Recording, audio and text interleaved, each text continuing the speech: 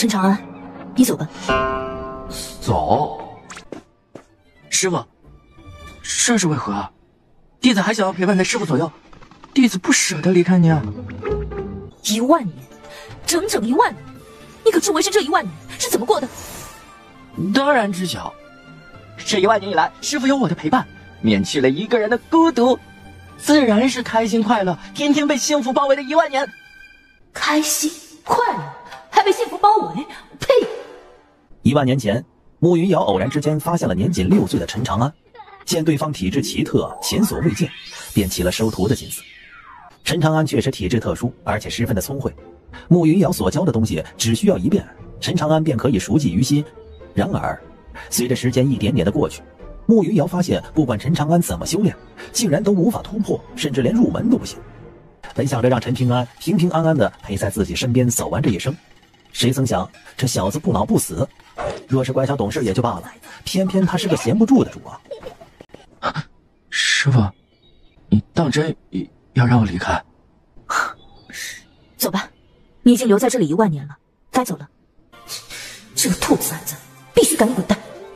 师傅，弟子跟在您身边已经万年，如今举目无亲，无依无靠，天下虽大，却没有我的容身之处了呀。你有？慕云瑶也不废话，直接大手一挥，凭空出现了一个路线图。慕云瑶指着上方一个地方，为师帮你查过了，虽过万年，但你陈家血脉仍在，你可以回家看看这些后人。看样子，师傅是铁了心的让我离开了，居然连这个都准备好了。师之命，不敢不从。去吧，你6岁便跟在我身边，外出的时间甚少，记住，人心险恶，莫要轻信他人。哎，我提醒的是不是多余了一点啊？这兔崽子浑身的心眼子。是，师傅。还不走？等啥呢？为师知你不舍，但总要分别。去吧。是，师傅。一模一样的语气，一模一样的回答，但陈长安依然是站在原地一动不动。你还有事？师傅，你我师徒万年情谊啊。为师知道。弟子可是马上就要离开了。为师亦知。今日一别，再见之日遥遥无期啊。你到底想要说什么？我不能空着手走吧，师傅，你是不是得表示表示？这万年以来，你吃我的，喝我的，用我的，临走还想搜刮一番，你可真是为师的好徒儿。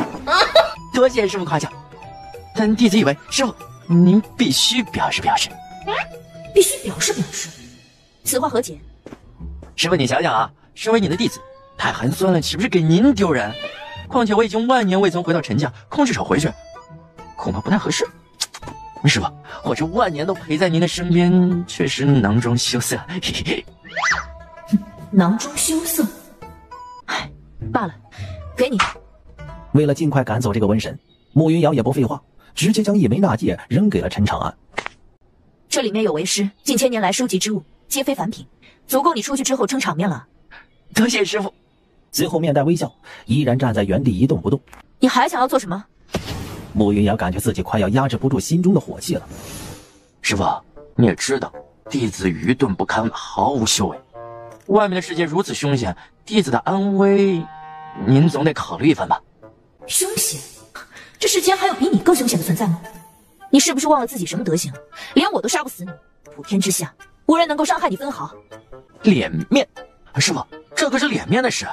您什么身份？我什么身份？虽然死不了，但打不过呀。输了丢不丢人啊？你老脸上是不是也挂不住？说，还想怎么样？嘿嘿，我想带个保镖，您觉得呢？保镖？你想让我给你当保镖？弟子怎敢劳烦师傅？我要麒麟。麒麟？你是说禁忌森林里面那个家伙？你们还真是狼狈为奸的好兄弟啊！什么时候都想着他。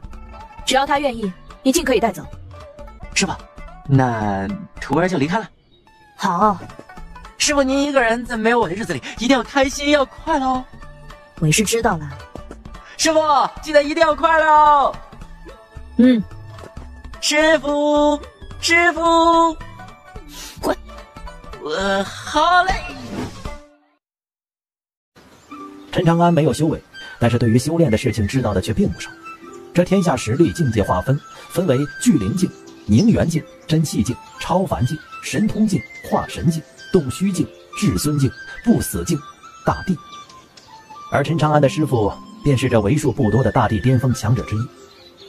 禁忌森林寻常人是不敢靠近半步的，但是对于陈长安来说，就仿佛是回家一样，闲庭信步，好不自在。从头到尾没有看到任何一只妖兽出现，就仿佛他们根本不存在一样。娘，为什么我们要躲起来？那个少年是谁啊？看起来没有任何危险呢。没有危险，他就是一个祸害。记住他的样貌，若他出现在这里，一定要躲得远远的，记住了吗？为什么？为什么？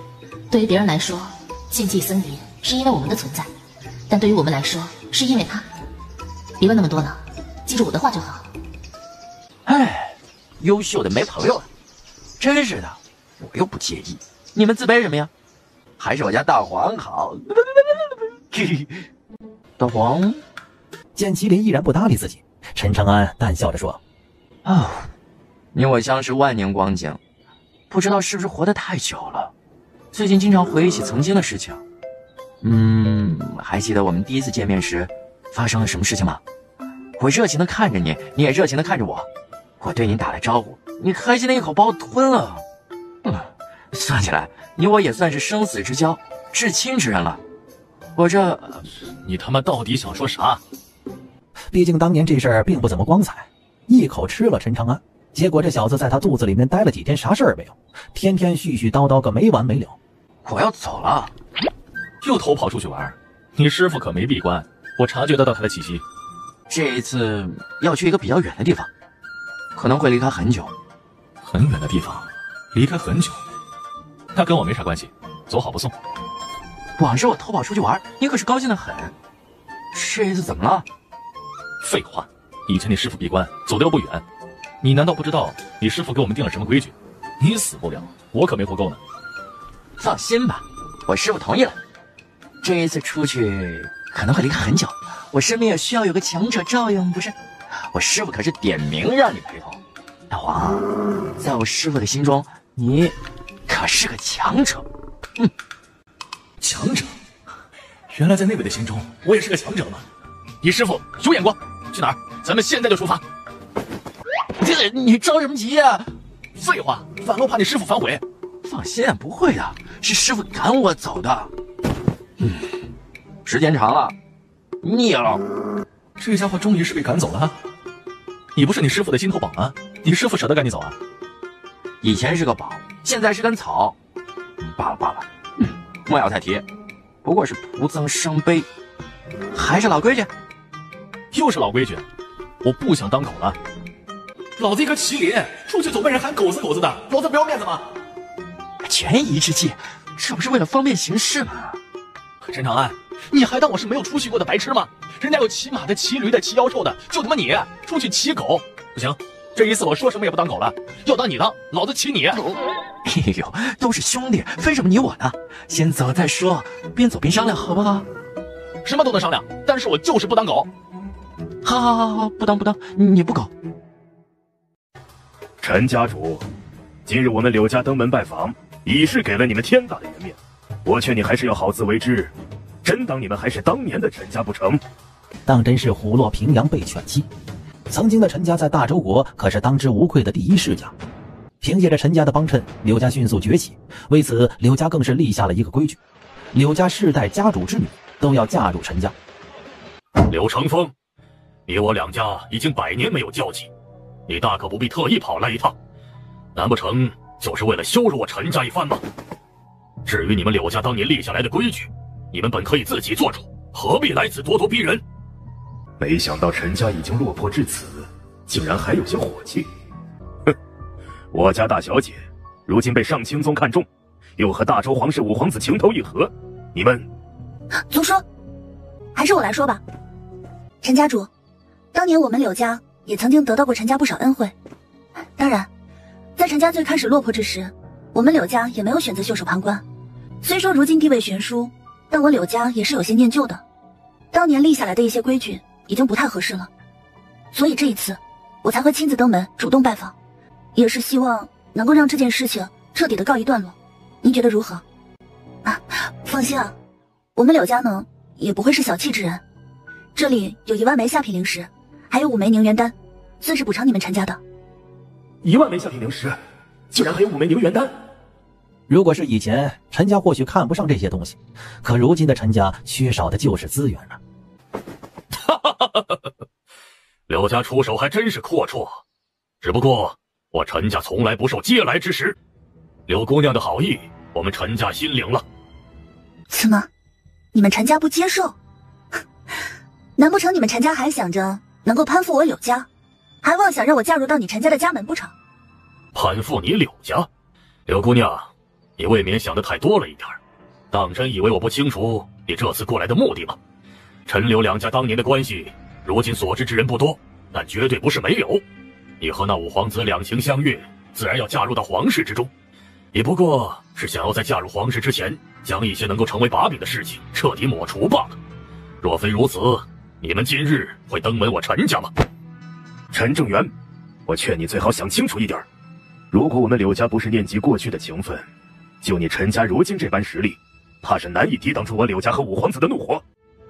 莫不是真的还想要攀附柳家，他们就不考虑这样做的后果吗？我陈家二郎何惧一死？你们想要的，不就是当年亲自送到陈家那一封契约吗？此话一出，柳成风和柳梦言都是眼神一动，向着说话之人看过去，发现对方手上拿着的正是当年柳家送到陈家的契约。你是何人？陈家家主之子，陈云轩。陈家这一代的少主吗？看起来倒是气质不凡，样貌英俊。只可惜这修为倒是差了一些，远远比不上大周国的五皇子。若是按照当年的规矩，你便是我要嫁之人。柳大小姐还真是会说笑，你柳家之人何时能够嫁给我们陈家的少家主呢？你想的未免也太好一点了吧？你放肆！耻辱，这对柳家来说就是耻辱啊！你们陈家如今也不过只能够乘着口舌之快了。东西给我，至于我们柳家的补偿，你们要不要随便？从此之后，我们两家再无任何瓜葛。补偿我陈家不会要，东西也可以给你，但是你们柳家背信弃义，你既然是陈家大小姐，那便由你对我陈家道歉。是我给陈家道歉？狂妄！你们陈家有这个资格吗？有这个胆量吗？我看你们是不想活了。如今的陈家还真是不堪一击啊！小子，你记住，想要说狠话，你需要有实力。若是没有实力，你所说的话不过是一句笑话。一个连宁元境都没有突破的废物，居然也敢对柳家不敬。此子心性坚韧，意志惊人，若是将来让他成长起来，说不定是个祸患。不行，此子不能留。他日卧龙终得雨，今朝放鹤且冲天。我陈家总有一天会将曾经失去的一切都夺回来。夺回来？哼，真是可笑！就凭借如今这族人都不过百的陈家吗？那我倒要看看你能不能活得过今天。这话说得不错，曾经失去的确实应该夺回来。柳成风正欲动手，却被这突然出现的拍巴掌声打断了。你是何人？我，陈家，陈长安。陈家人。此话一出，陈家众人都是一脸懵逼。陈家的，怎么从未见过呀？难道是流落在外的私生子吗？真是没想到，如今这陈家小辈一个比一个硬气。他尚且还有点修为，你连修为都没有，居然也敢口出狂言，难道就不怕我杀了你吗？杀我，你大可以一试。狂妄！大黄。大黄眼神有些不情愿，但还是走到一旁，用嘴叼起了一把椅子，随后放在了陈长安的身旁。不可能，这绝对不可能！你究竟是什么人？对方绝对不是毫无修为、隐藏实力了吗？可他才多大年纪？陈家怎么可能会有这样的强者？陈长安，陈长安，您真的是陈长安？长久的长，安全的安。啊，您？陈正元居然用了“您”这个字儿，这是什么意思？此人的辈分，难不成还要在陈正元之上？看来陈家还有人记得我的名字，这也免得我多费口舌了。陈家第135代家主陈正元见过老祖。老祖，陈家老祖，这年轻人居然是陈家的老祖宗！你们还愣着干什么？还不过来拜见老祖！陈家第153代族人陈正明见过老祖。陈家第135代族人陈正霄见过老祖。陈家若是有老祖，怎么会沦落到今天这份田地啊？难不成这是他们故意演的一场戏？不对，陈家事先也并不知道我们会来。大小姐，我似乎听说过这件事情，曾经有过这样的传闻，陈家有一位老祖被强者带走了，只不过这位老祖从未出现过，大家以为是陈家胡说的，或者是已经死了，可没想到对方居然真的存在，并且在这个时候回到了陈家。祖叔，你的意思是陈家竟然真的有一位老祖？可我怎么没有听过这方面的传闻呢？没听说过也正常，这传闻也有数百年了，咱们柳家当年和陈家关系不错，但如今知道这个传闻的也不过数人而已。数百年？若真是如此，数百年未死，那他的修为怕是赶得上大周皇室的最强者了吧？哼，数百年？我们老祖可是离开我陈家已万年之久。万年之久？什么？他已经活了1万年了。万年，这是不成了老不死的老怪物了？这是柳家能够对抗的吗？就算是大周皇室，恐怕也不敢造次吧。都起来吧！真没想到，陈家如今竟然也已经沦落到了这番田地。放心，我不杀你们。至于这份契约，你们今天是带不走了。等着吧，过段时间，我们陈家人会亲自登门拜访，亲自给你们送去。滚吧！陈长安毫无修为，但样子摆得十足，让柳梦言两人此时都是心惊胆战，不敢有片刻的犹豫，对着陈长安鞠了一躬，随后两人便匆忙地离开了陈家。你小子刚才表现不错，勇气可嘉，但是你就不怕没有实力的硬气会有性命之危吗？回老祖的话，我赌柳家的人不会灭了陈家。好，会合。柳家如今乃是大周国的3大家族之一，自然是极好面子。陈家和柳家之间的关系还是有不少人知道的。柳家可以当从不认识陈家，但是他们不会对陈家出手，不然的话，他们柳家就会背上一个落井下石、背信弃义的骂名。灭掉陈家对他们没有任何意义，最多杀了我一个人而已。你不怕死？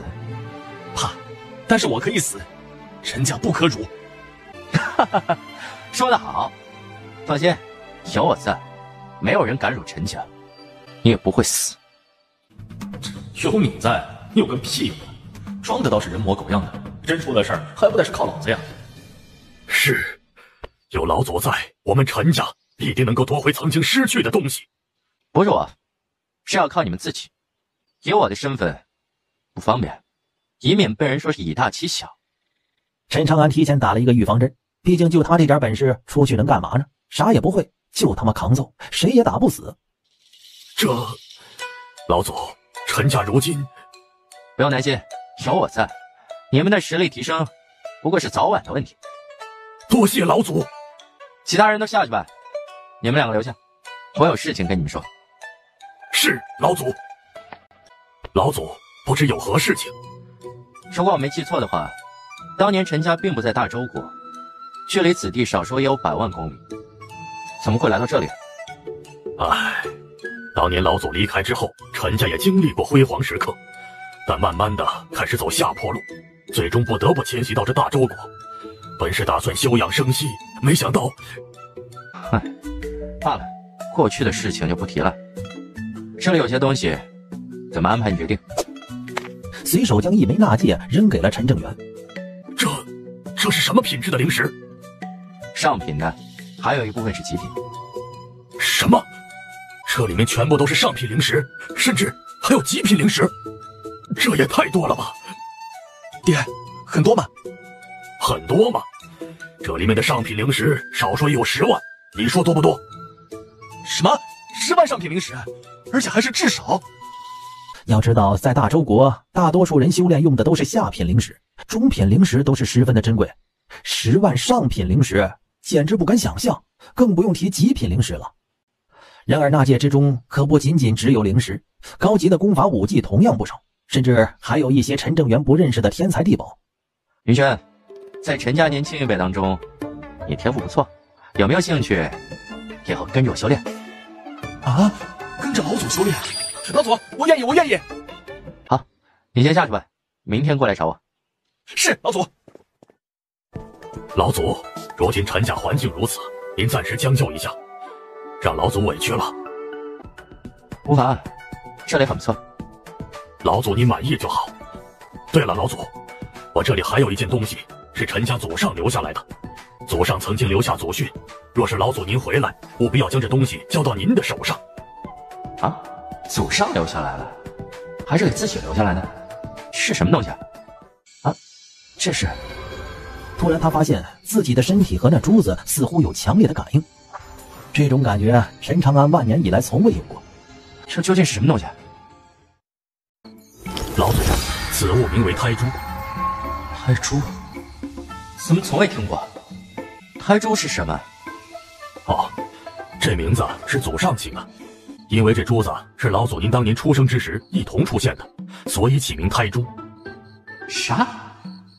这意思是，老娘当年不仅仅生了自己，还生了一颗珠子。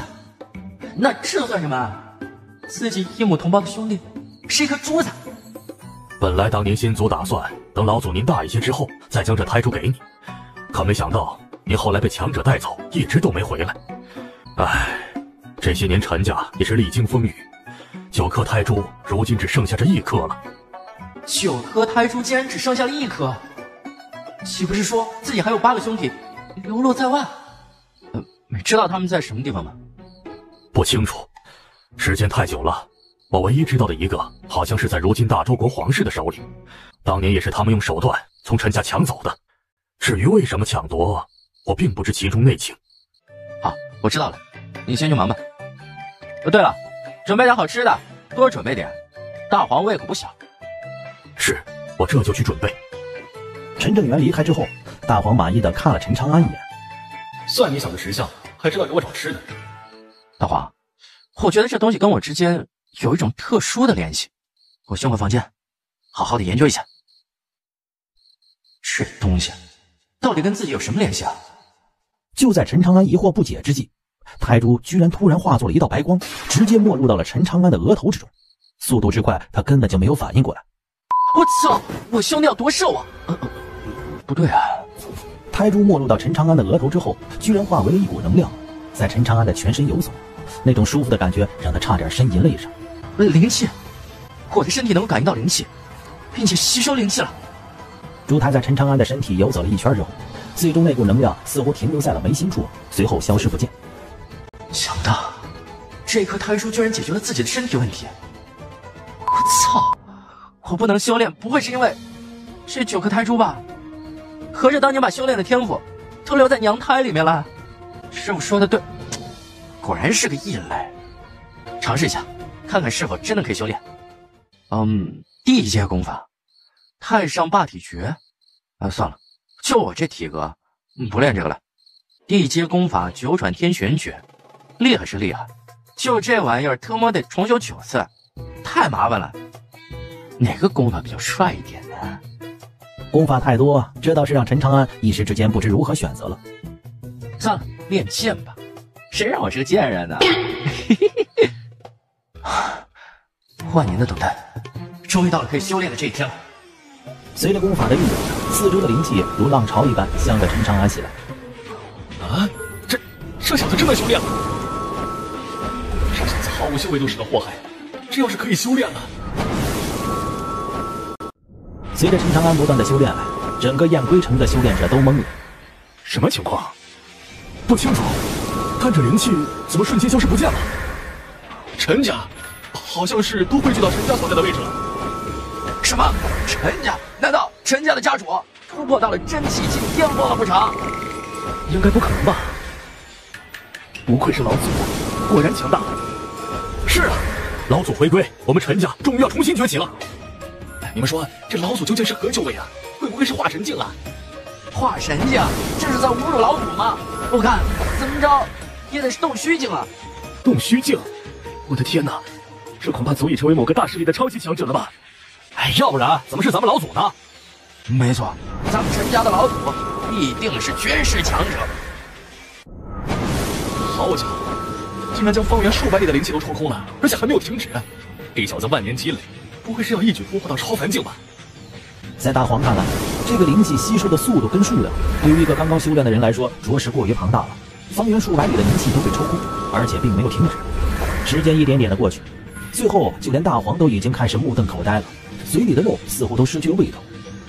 北元郡，这小子居然将整个北元郡的灵气都抽空了，他妈的是要直接突破到神通境吗？陈长安同样没有想到，自己第一次修炼居然就让整个北元郡发生了大地震。吴兄，这般异象你可知为何？最近是有什么大人物来到咱们北元郡了吗？若是真有这样的人物，还请吴兄告知，我也好吩咐族人小心行事，切莫得罪。南兄，此事我确实毫不知情，我更没听说最近有哪位强者莅临咱们北元郡。莫非是咱们北元郡之中有天才之辈降生？哦，若当真如此，更要调查清楚。能有这般异动，将来必定会成为一方巨擘，早日拉拢结交，日后必有回报。不错，不管是什么，都应该调查清楚。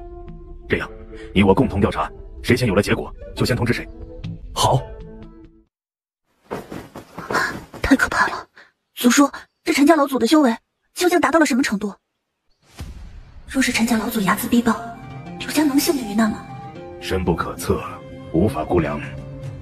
从我们离开陈家不久之后，灵气就突然消失，咱们两人全速赶路，如今已经快要离开北元郡，但我依然没有察觉到一丝一毫的灵气波动。这说明他在这么短的时间之内，将整个北元郡的灵气都抽空了。祖叔，我不懂，他为什么要这么做呀？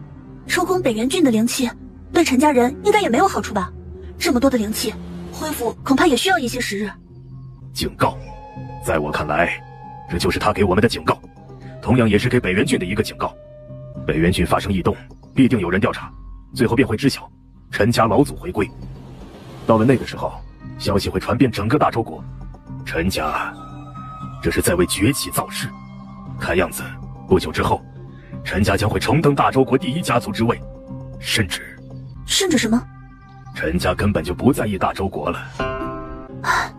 若是我柳家也有这样一位老祖便好了。祖叔，你说还有办法挽回吗？陈家这棵大树，我们柳家还有机会攀附上吗？对呀，我怎么就没想到这一层呢？咱们要尽快赶回柳家，将此事告诉家主，咱们绝不能让别人领先了。快走！爽！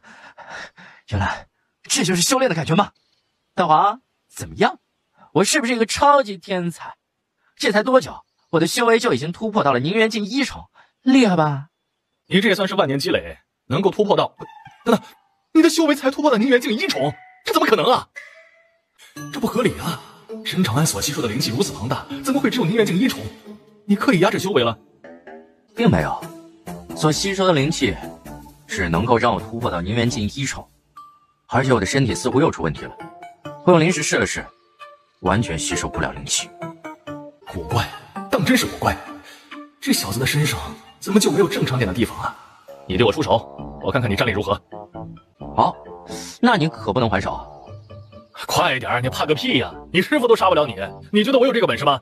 好，以指代剑，一指挥出，一道剑气向着大黄直接冲了过去，速度很快，威力巨大。变态！你他妈修为只有宁元境1重，刚刚这一剑的威力堪比超凡境。你明不明白这意味着什么？你的战力跨越了修为2大境界。若是你成为大帝，普天之下谁是你的对手啊？就算是你师傅，他也不是你的一合之敌啊！师傅都不是对手，那不是想要师傅干什么就干什么了？你小子乱想什么呢？你就不怕你师傅把你给软禁了，让你这辈子都不能继续修炼了？哎，可惜了，目前来看，修为是提升不了了。依我看，你的问题就出在这胎珠身上。如果能够将剩下的8颗胎珠全部找到，那你以后的提升之路应该就不会有任何问题了。要不说你小子狠，打娘胎里面就把修炼的天赋给排出来了。我活了这么多年了，没见过你这么另类的。你说我师傅这些年费尽千辛万苦，怎么就不来陈家问一问？真是苦了他老人家了。老人家？陈长安，你师傅最忌讳别人说他老。怕什么？师傅他又不在这里。话音未落，陈长安突然打了一个冷颤，这熟悉的感觉让他心头一震呢。我操，是你们？师傅不会一直跟着我吧？大黄，我师傅来了。哼，刚才不是很嚣张吗？现在知道怕了。我只能说你师傅没来，但是呢，以你师傅的能力，偶尔关心关心你，查看一下你的近况，应该并不难。所以呀，你小子还是小心点吧。大黄的狗脸上满是坏笑。是得小心点，虽然死不了，但我师傅那些折磨人的手段也着实不少。行，我不跟你聊了。你们陈家那小子过来了。对了，你为什么要带着他修炼呢？陈家毕竟和我同出一脉，这一代总要有一个扛事的，我不可能一直留在这里，那太无聊了。他比较合适。原来如此，我就知道你小子不可能是个老实本分的主。行，你忙吧，我去眯一觉。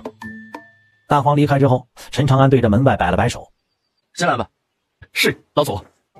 老祖，刚才您是在和他说话吗？哦，你说大黄吗？哦，没错，是我们俩在谈话。你可不能小瞧了大黄，他可不是一条普通的狗。不是一条普通的狗？难道是老祖？那大黄是狗王？啊？这果然不是一条普通的狗。说正事，陈家年轻一代，你的天赋和姿势是最好的。从今天开始，你就跟在我身边修炼。关于你昨日表现，我决定传授你地阶功法——太上霸体诀。地阶功法，虽然说不是天阶，但是也不错。随着陈长安的传授，陈云轩发现这功法似乎和自己想象的有所不同。老祖，这当真是地阶功法？对，有问题吗？我怎么感觉这功法之玄妙，就连天阶功法恐怕也比不上啊？有没有一种可能，这地阶功法不是天地的地，而是大地的地？大地的地，地阶，这……无需惊讶，我手上没有低级的东西，好好修炼。陈家这一代需要由你来带领。有老祖在，我不敢造次。我实力太强，辈分太高，出手不合适。既然如此，那云轩必定好好努力，绝对不会让老祖失望的。啊，这样才对。陈云轩开始刻苦修炼，整个陈家也投入到了修炼的狂潮之中。哼，好一个陈家！他们以为自己是谁？真把自己当成这燕归城第一家族，一家独大不成？居然还敢闭门谢客，连我们两家的面子都不给。你说1个月之前，陈家究竟发生了什么事情？可曾听说陈家最近有新生儿降生？新生儿降生？不会，陈家的情况我还算是比较了解，近2年都没有孕妇，不可能有新生儿。先是陈家所在的位置发生异变，随后闭门谢客已经到达了1个月之久，究竟是什么能够让陈家这般呢？说完之后，徐宁2位家主对视一眼。宝贝，没错，陈家一定是获得了什么不得了的宝贝，所以才会如此不给我们两家人面子。该死，怎么现在才想到啊？徐兄，我觉得我们还有机会。哦，宁兄何出此言？我认为陈家所获得之物绝非是顶级丹药之类的物品，很大概率是兵器，或者是辅助修炼之物。以陈家最近的情况来看，我认为辅助修炼之物的可能性最大，所以他们才会选择闭门不出，谢绝见客。那宝物能够将周围的灵气全部吸收，然后陈家的人再用其来提升自身修为，必然是如此。徐兄，这宝物若是被你我两家所得，假以时日，咱们说不定能在这北元郡有一席之地，甚至就算是大周国闯出一番天地，也绝非不可能啊。不过，这宝物陈家已经获得了1个月，如今恐怕实力有所提升，想要抢夺，怕是不容易。怕什么？就算是过去了1个月，他陈家又能提升多少？你我两家联手，还怕他一个陈家不成？有道理，聚集人手，速战速决，以免多生变故。正应如此。老祖，我竟然真的提升到了真气境1重，这简直太不可思议了！云轩，你的天资其实并不是很差，只不过当初的陈家底蕴不足，加上这大周国又地处偏僻，属于贫瘠之地，否则的话，你不会16岁却只有巨灵境7重的修为。你以为那些超级天才除了自身拥有无敌的天赋之外，还靠的是什么？告诉你，底蕴。他们所拥有的修炼资源远超常人想象。这个世界很大，大周国不过是弹丸之地，不值一提。若真的想要闯出一番名堂，云轩，你要走出去看看。走出去看看。如果你从小就生活在真正灵气充沛的地方，又有修炼资源的话，你如今16岁的年纪，又怎么可能只会是真气境1重？超凡境也不是不可能。老祖，您的意思是，真的有人16岁能够达到超凡境的修为吗？16岁的超凡境，这修炼速度未免也太快了一些吧？所以啊，你要出去走走看，长长见识。井底之蛙，怎知天有多高，天有多大？老祖教训的是。如今泰铢下落不明，天下之大，靠他一个人全部找回来，恐怕也并不是那么容易。但若是有人帮忙，效率会提升不少。见过老祖。老祖，我们陈家在燕归城的眼线带来消息，徐宁两家似乎有所动作。我怀疑他们是奔着咱们陈家而来。来就来吧，以如今陈家的实力，他们恐怕讨不到任何好处。这1个月，大家提升的如何了？回老祖，这1个月以来，咱们陈家的实力提升了不少，这还要多亏了老祖您带回来的东西。我如今的实力提升到了超凡境2重，族中几位长老的实力也达到了真气9重巅峰，其他族人实力也是都到达了真气境，不过族中小辈的实力都还在宁元境。假以10日之后，陈家岂不是能在我这一代重回往日巅峰，甚至是再创新高？既然你们都提升了这么多，你在怕什么？对了，我在害怕什么，担心什么？以陈家如今的实力，何必惧怕这徐家和宁家呢？既然提升了，适当的意识也要跟着提升，懂吗？老祖教训的是。别聊了，人已经到了。老祖，此事交给我们处理就好，就不劳烦您。不用，我也过去看个热闹，不用管我。徐家主、宁家主，我们陈家真的不见客，要不你们……哼，哪来那么多废话？你们陈家还真是好大的威风！我们2人亲自前来，居然还敢拒之门外。你，宁兄，此人如果我没有记错，应该是陈家的陈展元吧？他不是只有宁元境修为吗？可如今真气境了。短短1个月，一个宁元境的人，居然突破到了真气境，这提升的未免太快了一些吧？放开，不然的话，就别怪我们2家不客气了。妈的，欺负我们陈家那么久，还真以为如今的陈家好欺负是吗？不客气。展元，让他们进来吧。哼，还是你们陈家家主识大体。展元，关门吧。啊，陈兄，还真是许久未见，不知前些时日你们陈家闭门谢客，究竟所为何事啊？咱们都是燕归城的修炼者，若是有事儿，可以跟我们说一说，说不定我们能够帮上什么忙。你说是吧？帮忙就不用了，你们2家精锐尽数前来我陈家，恐怕绝不是为了帮忙的吧？好，陈家主果然是快人快语啊！既然如此，我也不跟你废话。1个月之前，陈家这边发生了异动，我想陈家主应该不会否认吧？自然不会。那就好。依我看，你们陈家想必是得到了什么了不得的宝贝。咱们都是燕归城的人，我相信陈家主应该不会独吞，不如这宝贝借用我们2家用用，日后奉还如何？咱们3家以后就是一家人，你觉得呢？我想陈家主一定不会拒绝的，对吧？2位倒也是快人快语。至于你们说的宝贝，我陈家有或没有，应该与你们无关。我奉劝2位一句，凡事都要想清楚，否则的话，后果未必是2位能够承担的。1个月不见，想不到陈家主如今倒是硬气得很呐！我倒真的想要看看，到底有什么后果是我们承担不了的。最后问你一句，东西是交还是不交？若是你识相，大家以后就是盟友；若你不识相，今日别怪我们2家不留情面了。那就让我见识一下你们怎么不留情面了。好，敬酒不吃罚酒，我们今天就……大黄，你这瓜甜不甜啊？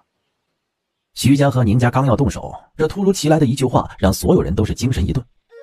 瓜甜不甜？不是搞什么？打架都没看到吗？能不能认真一点？切，瞧你那抠门的样儿，我还能抢你东西吃不成？谁吃狗剩啊？你小子这些年少抢老子东西吃了，狗剩？你他妈才是狗！你全家都是狗！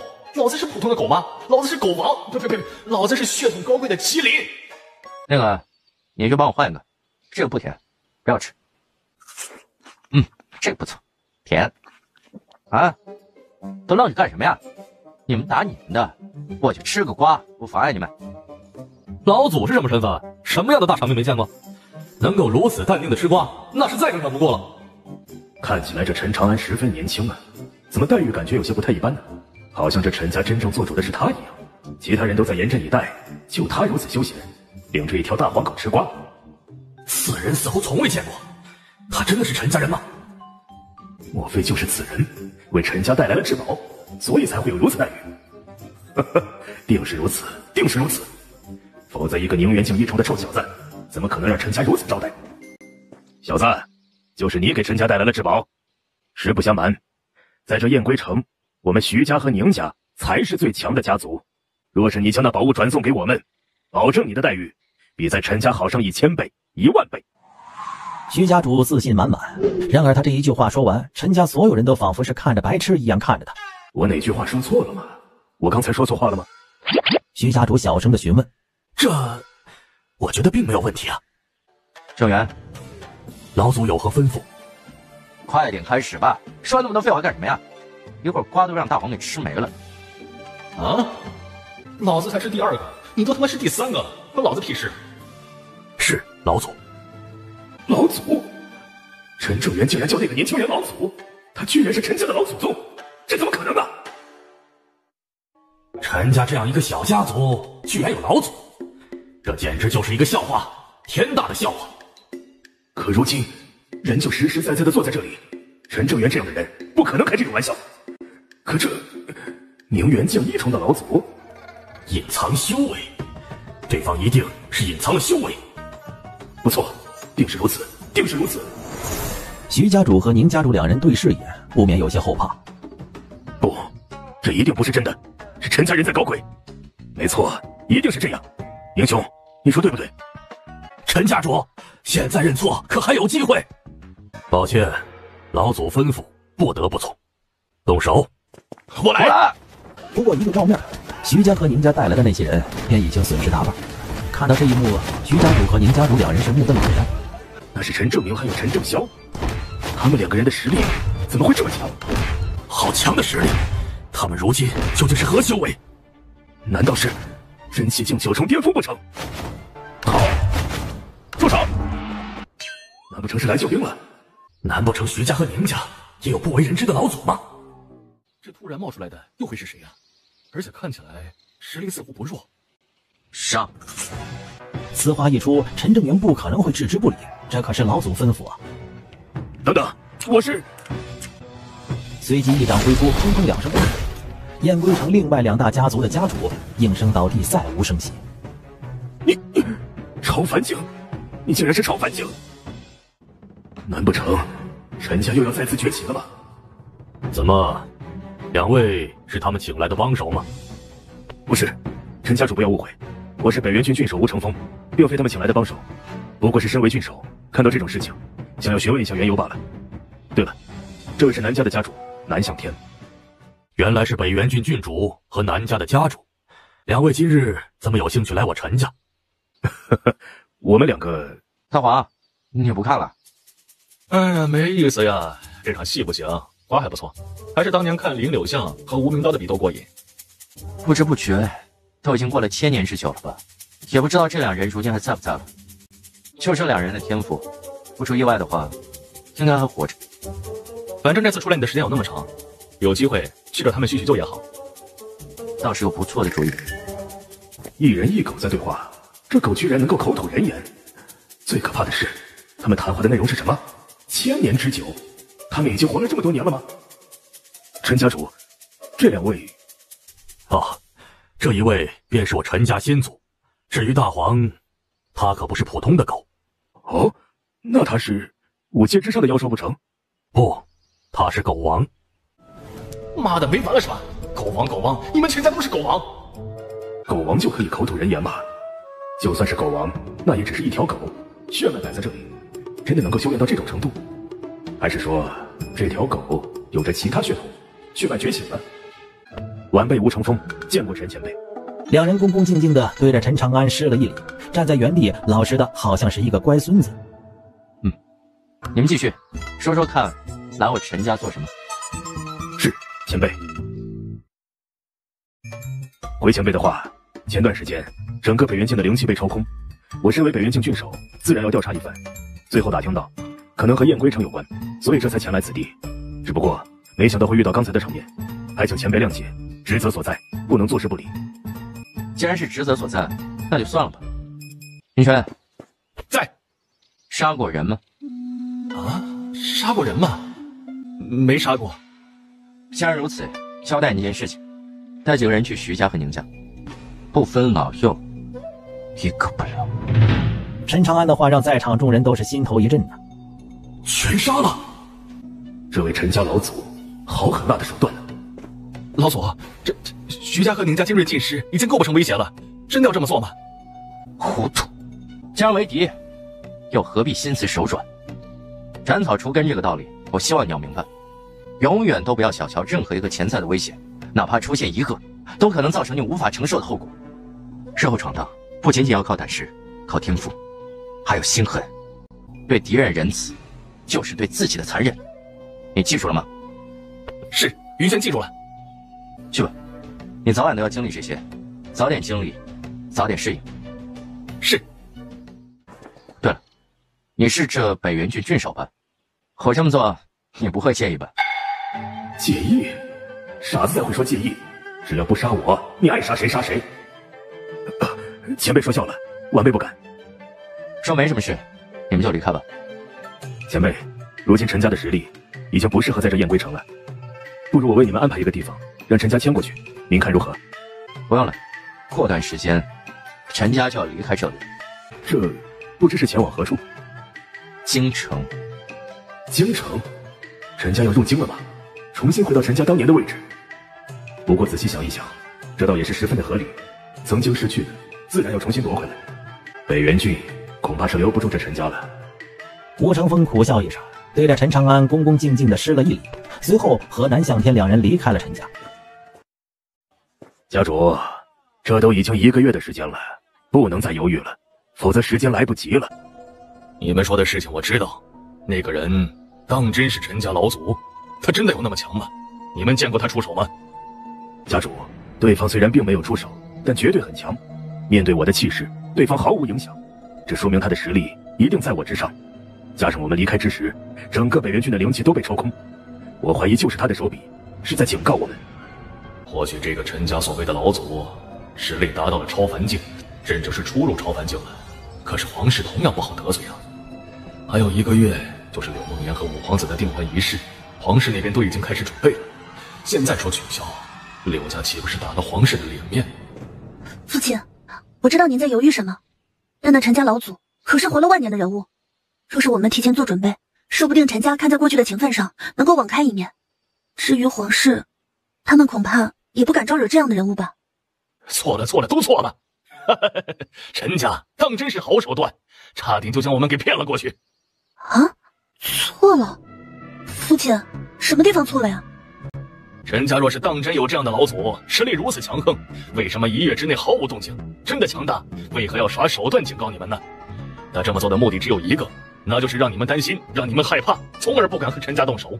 如果你们2个人中计，回来之后就会如现在这般取消和五皇子的订婚。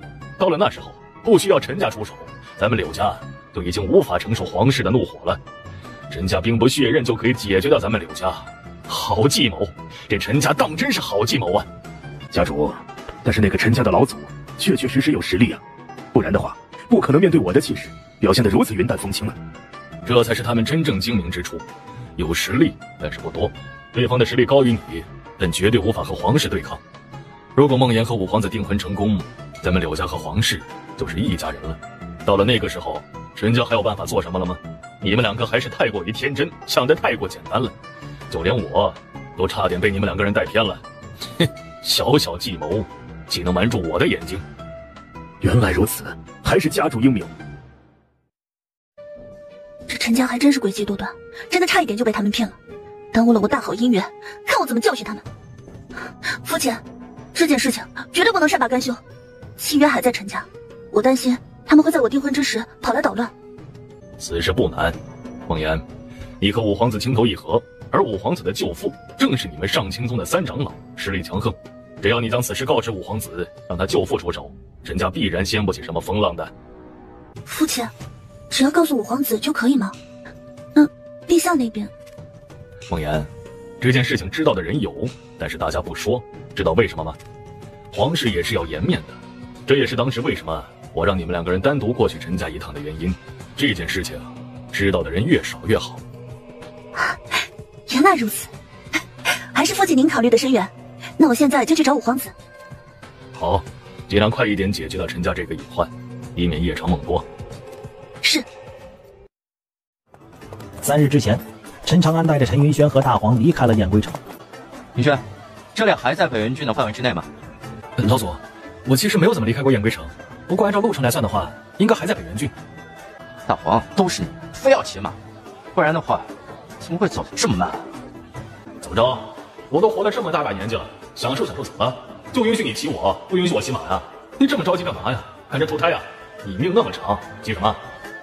这家伙最近火气有点大，要不要给他找条狗泄一火呢？就是他，他就是一个骗子，给我把他的摊子给砸了！且慢，不知老夫有什么地方说的不对？好，7日之前你说我有血光之灾，大祸临头，是也不是？没错，是我所言。你让我离开此地7天之内不能回来，是也不是？没错。那你可知我这7天并没离开，血光之灾呢？大祸临头呢？你还说你不是骗子？还真是个骗子。不过这人也是，这种话居然能信。总有上当受骗的人。这老头在这摆摊有2、3个月了吧，也不知道骗了多少人。嘿，这一次我救不了你了。灾星入宫，回天乏术，你自求多福吧。哼，还想要骗我？血光之灾是吧？那你有没有算到今天就是你的血光之灾？给我动手！刹那之间，一道人影突然出现，而那壮汉带来的几个人全部应声倒地，被击飞了出来。这老骗子竟然还有帮手！我都说了，你有血光之灾，你偏是不听呢。你是他什么人？为什么要帮他？这个人你动不了，走吧。动不了？哼！别以为老子是被吓大的。我告诉你，我姐夫可是南家的护院，你要是敢招惹我，我姐夫不会放过你的。南家？哼！看你这样子，恐怕连南家是谁都不知道。给我滚！说着，这壮汉就要对陈云轩动手，陈云轩自然也不会让他得逞啊，轻轻一脚便将对方给踹了出去。血光之灾，竟然真的有血光之灾？不可能！不对，明明7天时间已经过去了，怎么会？哎呀，你忘了7天之前你是下午来的吗？还差1个时辰，才刚刚满7天时间。我真的没骗你，你不回来，便不会有这血光之灾。耍我？你他妈耍我是吧？你们给我等着，给我等着！啊，等着？那你可以去死了，斩草必除根。既然他敢放狠话，那就没有必要留他性命了。你看，我就说吧，大祸临头。各位看到了吧？我真不是骗子。要不你们谁来算一卦？哎，世人对我误解颇深呐。刚才多谢这位小友出手相救，我观小友气质不凡，将来必定有一番成就。不如让我……不用了，我是奉命行事，不用感谢。哦，奉命行事。那这么说来，定是听了那边这位小友的吩咐了。多谢小友出手相助，我观小友气质不凡，将来必定有一番成就。不如让我……行了，收起你这套把戏吧。这么久没见，你怎么还没死呢？瞧你这话说的，你不也没死吗？老祖，你们认识？怎么也想不到，老祖竟然认识这个骗子。莫非此人不是等闲之辈？行了，这里不是说话的地方，换个地方吧。走，许久未见，咱们两个好好叙叙旧。上次一别，距今已经过去了3000多年，真是没想到呀！陈兄和大黄兄竟然风采依旧，哎呀，真是恍如隔世啊！前辈，既然您与我家老祖相识，想必也是一位大人物。刚才那种场面怎么会？云轩，这你就有所不知了。这位可是鼎鼎大名的天机阁，应该是第3代阁主，叫望天机，实力很强，只不过缺德的事情做多了，经常遭报应。遭报应？这是什么意思啊？天机阁又是什么？怎么从来没有听说过？在小辈面前竟然还调侃我，不过是我们这一脉妄图洞悉天机，受到了惩罚罢了。每隔1000年，身体就会出现问题，不仅容颜老去，修为更是尽失，而且会持续10年之久。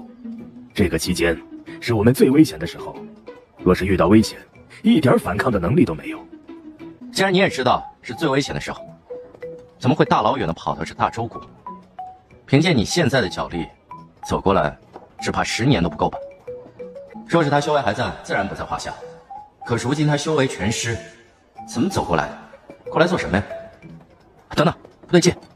我第一次见你的时候，就是你修为尽失、容颜老去之时。按照时间推算，你现在不该如此才对。怎么这次提前了？大概在1年之前，我突然心有所感，便卜了一卦，竟然发现天机混沌，异常的混乱，恐有大事发生。后来又发现，在这小小的大周国，竟然会有一位旧友出现，但我却推算不出是哪一位旧友。你应该知道，我这般年纪，旧友不多，会出现在这里的，而我又推算不出的，应该只有你了。当年我第一次看见你，便看不穿你，更猜不透。你的人生轨迹一片朦胧，无法推算，所以便在修为尽失之前赶到此处，因为我算到这里有很大的概率能够重逢旧友。可是没想到，你身边这位后人，竟然也是如此。你们陈家专除妖孽不成？我陈家之人，自然绝非等闲之辈。所以，你是因为那一场窥探天机，所以导致报应提前应验了。那你这么远赶过来，应该不只是为了叙旧这么简单吧？这你就猜错了，还真的就是叙旧而已。或许是年纪大了，想要见一见旧友。这天机我窥探不出会发生什么事情，我也并不清楚，索性不去想了。好，那今天只叙旧，不谈其他。好，跟着老祖果然能够开眼界，竟然连这般人物都能够认识到。1个时辰之后，酒足饭饱，望天机拍了拍自己的肚子，痛快呀！好久没有这么痛快过了，也不枉费我大老远的跑这一趟。不过，天下没有不散的宴席，我也是时候离开了。现在就走？啊，该走了。好。望天机离开之后，陈云轩不解：老祖，望前辈如今毫无修为，就这么离开，会不会有危险？不会的，他当初吃过1次亏，以他的性格，不会吃第2次。别忘了，他可是天机阁的第3代阁主，怎么会没有人跟随保护啊？啊，老祖您的意思是望前辈暗中有人保护着？那您刚才为何还要让我出手啊？只不过配合他把这场戏演下去罢了。明轩，你觉得这个望天机人如何啊？老祖，我看不懂这个人，对他也不是很了解。通过刚才的接触，并没有什么太大的感触。但既然对方是老祖的旧友，想必也不会太差吧？看起来还不错。一个妄图窥探天机之人，可没有那么简单。你不会真的以为他就是来叙旧的吧？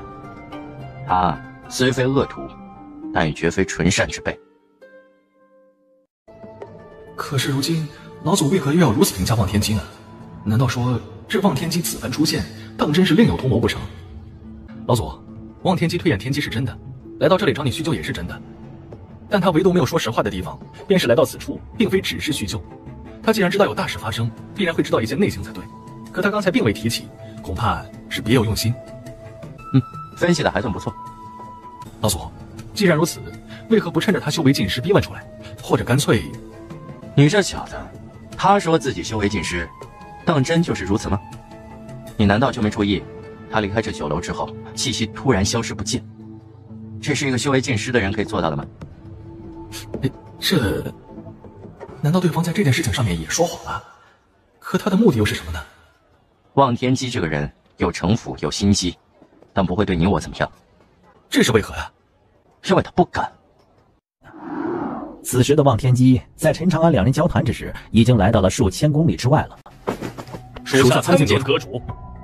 回去之后，你们要密切关注陈云轩的一举一动，这个人虽然刚刚崭露头角，但将来成就不可限量。对他的掌握越多，对我们越有利，记住了吗？是，阁主。那陈长安此人呢？陈长安这一次来到大周国，其目的就是想要试探一番。然而和当年遇到陈长安的时候一样，他依然无法看穿陈长安。没想到自己3000多年的刻苦修炼，在陈长安面前居然依然是毫无用处。陈云轩拥有大气运，将来这搅弄风云之人必有他一席之地。可这陈长安在这大事件之中究竟扮演的是什么角色？以他和陈云轩的关系，必然不会是局外之人。他究竟是入局之人，亦或是破局之人呢？这陈长安究竟是什么样的人物？为何天机阁从来都没有这个人的任何信息？阁主，既然看不透，不如我们……这天机阁成员的话还没有说完，突然一股强大的气息直接将众人笼罩。天机阁，望北川是你什么人？没想到来人竟是一个女子，并且还知道望北川这个名字。是我望家先祖。看在望北川那臭小子的面子上，今天我饶你一回。记住了，我不管你是谁，想要做什么，不要把主意打在陈长安的身上，否则的话，我灭你望家满门。我的人，不是你们谁都能够算计的。此话一出，望天机冷汗直流。陈长安的来历他也不清楚，只知道这小子很强很神秘，怎么也想不到他身边竟然还有这样一位超级强者存在。这两人究竟是什么关系啊？我的人，莫非这是陈长安的女人吗？若是如此，难道是陈长安有意为之，故意让他来警告我别搞小动作？啊，前辈放心，在下和陈兄相识一场，绝对不会算计陈兄。让你也不敢说，你这次出现，你们天机阁究竟发现了什么事情？不知道前辈可曾听闻，天地人三榜重现人间？天地人三榜什么时候？原本只是我的推算，但1个月之前，我们天机阁已经得到了一些消息，天地人三榜已经真实出现了。前辈应该知道，这天地人三榜出现意味着什么吧？意味着什么？慕云瑶对此可太了解了，他当年就经历过这天地人三榜，但那已经是数万年前的事情了。几万年不出现，偏偏在这个时间段出现了。知道具体出现的时间是哪一天吗？应该是6月初5那一天。6月初5。听到这里，慕云瑶不由得心头一震。6月初5正是陈长安吸收胎珠能够修炼的那一刻，但天地人三榜有规则，是有年龄限制的。陈长安明显不符合，但他为什么能够修炼？天地人三榜就重现了，巧合还是另有缘由？无论如何，慕云瑶都很清楚，当年天地人三榜出现之后，这世界引起了怎样的巨变。如今不少顶级势力都在那个时候崛起了，这一次他们为了不重蹈覆辙被其他人所取代，又会做出什么样的事情呢？天下果然要乱了。前辈，这次的天地人三榜似乎有些不太一样。你是说天地人三榜并没有直接开启，是吗？上一次天地人三榜出现便是直接开启之时，天道意志所化，公布开启，整个世界的人都可以听得到看得到。然而这一次天机阁已经探查到了消息，或许那些大势力的人应该也都已经得到了消息，可人榜却并没有开启，这是让很多人都有些疑惑不解的事情。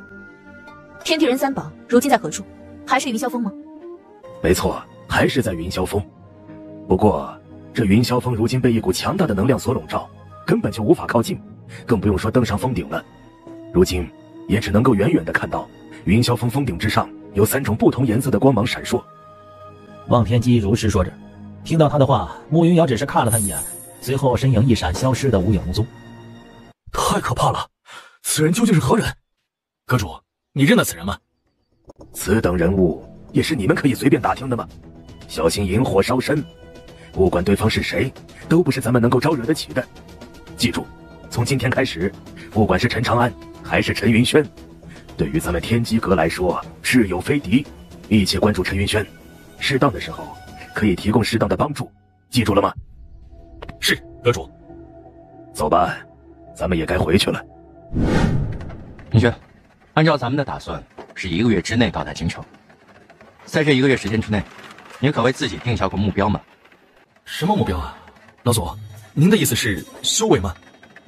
不错，你虽然已经达到了真气境1重，但真的不算什么。同你一般年龄的人之中，比你修为高、实力强的大有人在。若是不努力，如何在这群人之中脱颖而出呢？老祖教训的是，云轩一定谨记于心。从现在开始，给你一个任务，到达京城之前，修为不得低于真气境9重，能做到吗？不得低于真气境9重，那岂不是说最少是真气境9重巅峰，甚至是超凡境？只有1个月的时间，真的能够做到吗？云轩一定可以做到。好，那这一路就看你的表现了。是，老祖。今日之后，我陈家将不再是这燕归城的小小家族，我们此番入京，便是要重夺当年第1家族的位置。但你们要记住，大周国只是我们的起点，绝不能让老祖失望。你们记住了吗？是，家主。出发。按照陈长安的吩咐，陈正元要比他们晚了10多天才出发。而在这10多天的时间里面，陈正元带领着陈家族人并没有懈怠，而是继续不停地提升修为。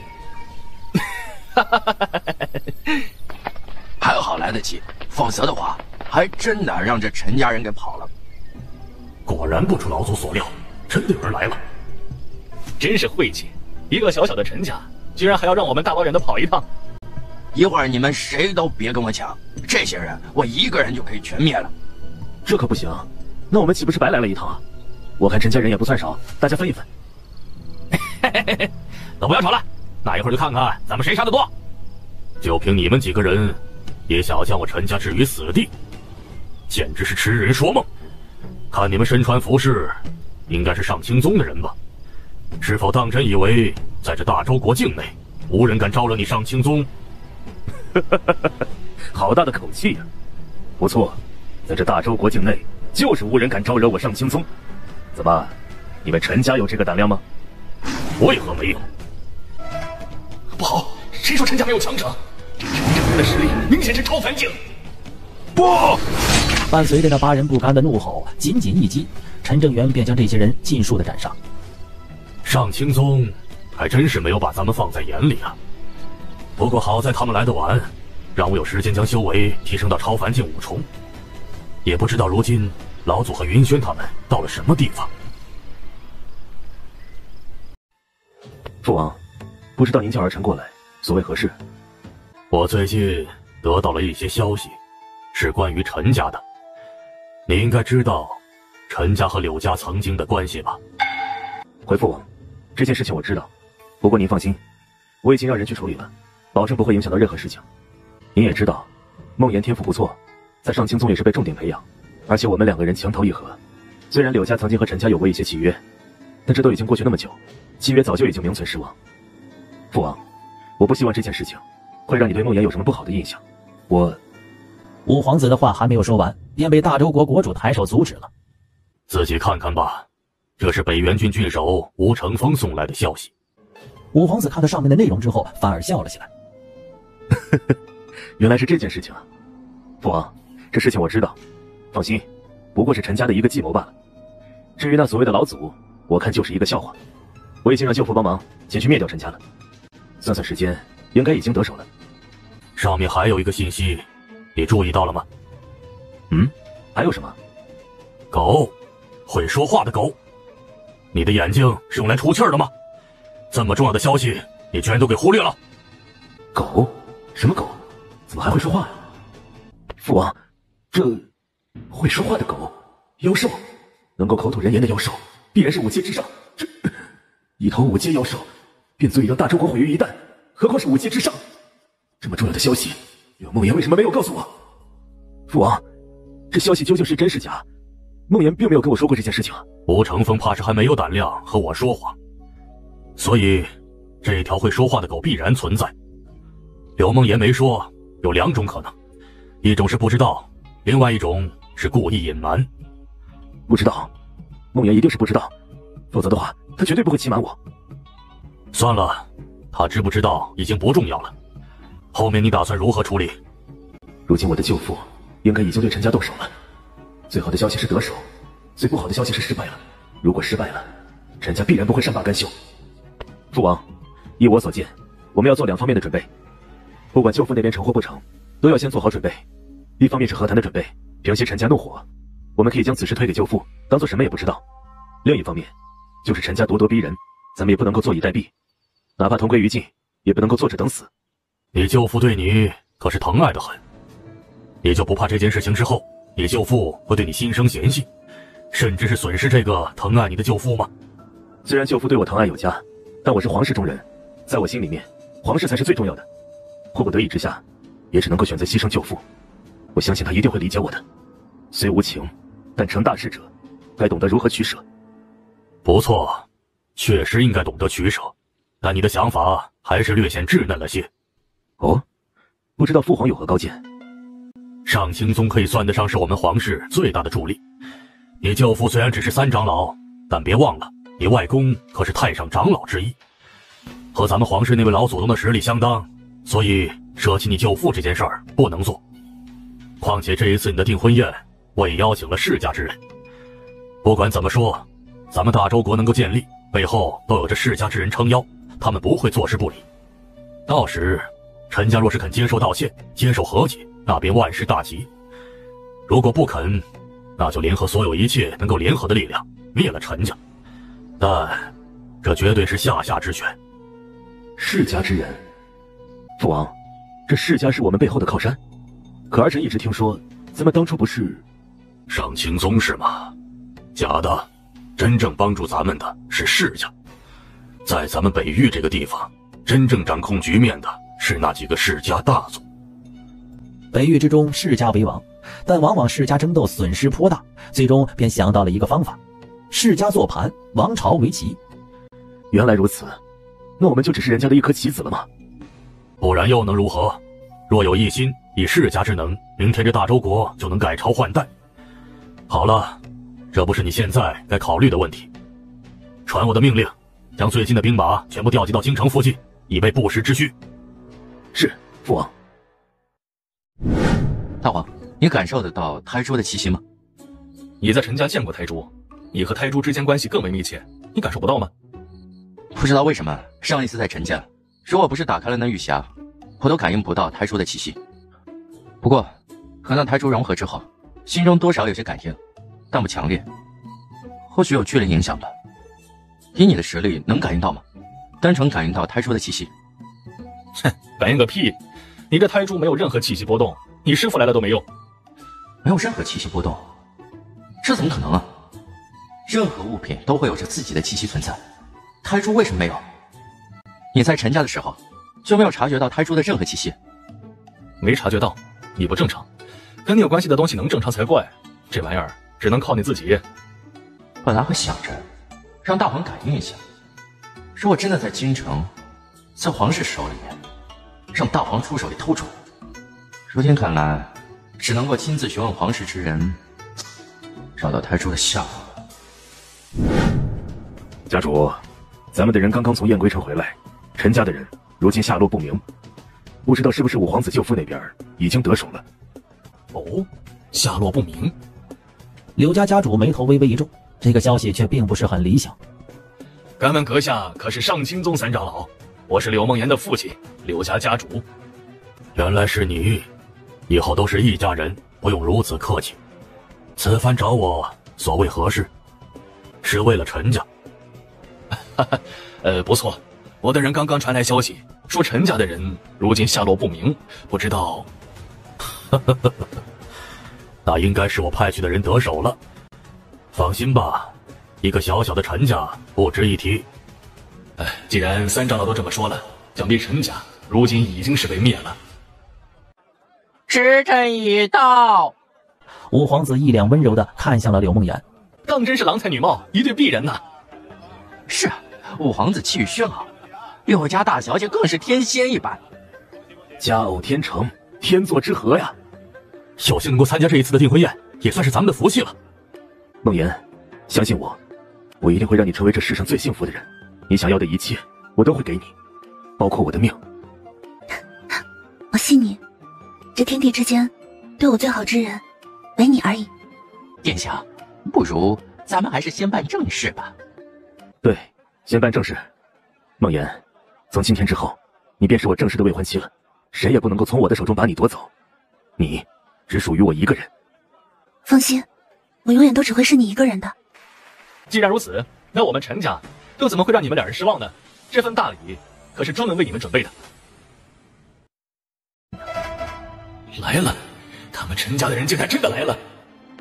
放肆！何人胆敢出言不逊？可知道今天是什么场合？轮得到你们说话吗？我若是不来，那柳家大小姐又如何恢复清白自由之身呢？清白自由之身，这里面可太有内容了。难不成这柳家大小姐之前就已经……陈云轩，居然是你！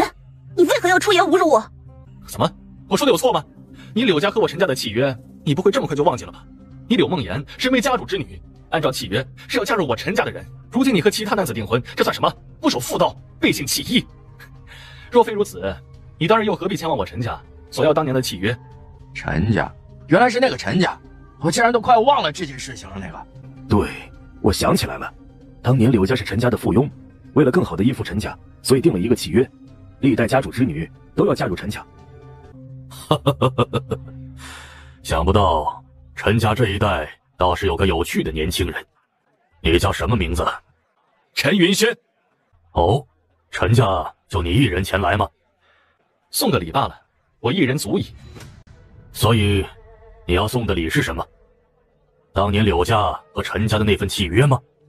当然不是，我要送的是休书。此话一出，众人全都是目瞪口呆。疯了！这小子绝对是疯了！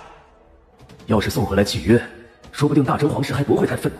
可这休书是什么东西啊？当着别人订婚大喜之日送休书，这不是找死吗？你说什么？休书？陈云轩，你今天来此，就是故意羞辱我，羞辱我柳家的吗？辱人者，人恒辱之。你柳家背信弃义在先，你柳梦言不守妇道在后，这样的人，我陈家不会要，也不屑要。这封休书便是我送给两位的订婚大礼，希望你们不要介意，毕竟礼轻情意重。两位说是也不是？你找死！五皇子再也忍耐不住，纵身一跃，直接向着陈云轩冲过去。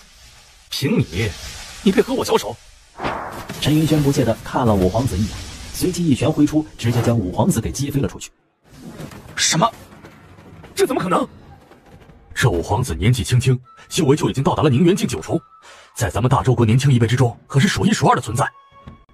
这陈云轩看起来和五皇子年纪相仿，居然一拳就将五皇子击败。这小子究竟是什么修为？我怎么有些看不透啊？10几岁的年纪，莫不是已经达到了真气境？不可能，我就是真气境，但我也看不透他。超凡境1重，你如今多大年纪？16。16岁，16岁的超凡境1重，这怎么可能？他究竟是怎么修炼的？仅仅16岁就达到了这样的境界？更为惊讶的则是柳成风。当日在陈家，他清清楚楚地记得，陈云轩的修为也不过是只有宁元境罢了。这才多长时间？2个月，2个月从宁元境突破到了超凡境。我不是在做梦吧？16岁的超凡境1重，我这辈子就没有听说过。别说咱们大周国，恐怕是放眼整个北域，也是屈指可数的天才了。让陈云轩成长起来，这北域之中还有人是他的对手吗？可惜了，他暴露的太早了。唉，皇室不会放虎归山的。陈云轩是吧？也很不错。说起来，这恩怨也不过就是你陈家和柳家之间的一些往事，倒也并没有到了你死我活的地步。如果你肯加入到上清宗，拜我为师，刚才之事我可以既往不咎，你觉得如何？拉拢，居然第一件事情想到的是拉拢，不愧是上清宗的太上长老，果然想法与众不同。没错，如果你肯加入到上清宗，我们皇室这边也会既往不咎。外公，老祖宗，你们成大事者不拘小节，这么点委屈都承受不了吗？父王，我闭嘴！柳家主应该不会介意吧？你放心，订婚这件事儿不会有任何影响。不敢，全凭国主做主。你是明白人。我觉得你们还不配让我陈云轩低头。这么说，你是敬酒不吃吃罚酒了？吃什么酒？我陈云轩自己说了算，你们没资格。口气不小，那我就看看你有什么本事说出这番话？谁都没有想到魏天风竟然会选择亲自动手。我也想试试看，这段时间的修炼成果究竟如何？你出手正合我心意。都要死了，你居然还高兴的不得了？就这么不想活了吗？加一个，只见陈云轩浑身散发出了一道金光，将整个身体团团围住，身影一闪，化作了一道金光，直接向着魏天风冲了过去。这小子有古怪！砰的一声巨响，陈云轩一拳竟然将魏天风逼退了10多米。怎么可能？魏天风竟然被逼退了！一拳击退魏天风，老祖说的果然不错，修为境界是一部分，但是功法和武技上面的差异也会影响到一个人的实力，哪怕是超凡境9重巅峰，也有一战之力。你一起上！什么？他居然还想要1打2！疯了！这小子绝对是一个疯子！以超凡境1重修为，一拳逼退魏天风，这足以让他有嚣张的资本了。可魏天风刚刚明显是大意了，根本就没有把陈云轩当回事儿，认真起来只怕胜负未可知啊。这倒也有可能。小子，别以为有点实力就可以无法无天了，当真以为我不是你的对手吗？哼，那我也来会会你。武元并没有选择观战，而是加入到了战斗之中。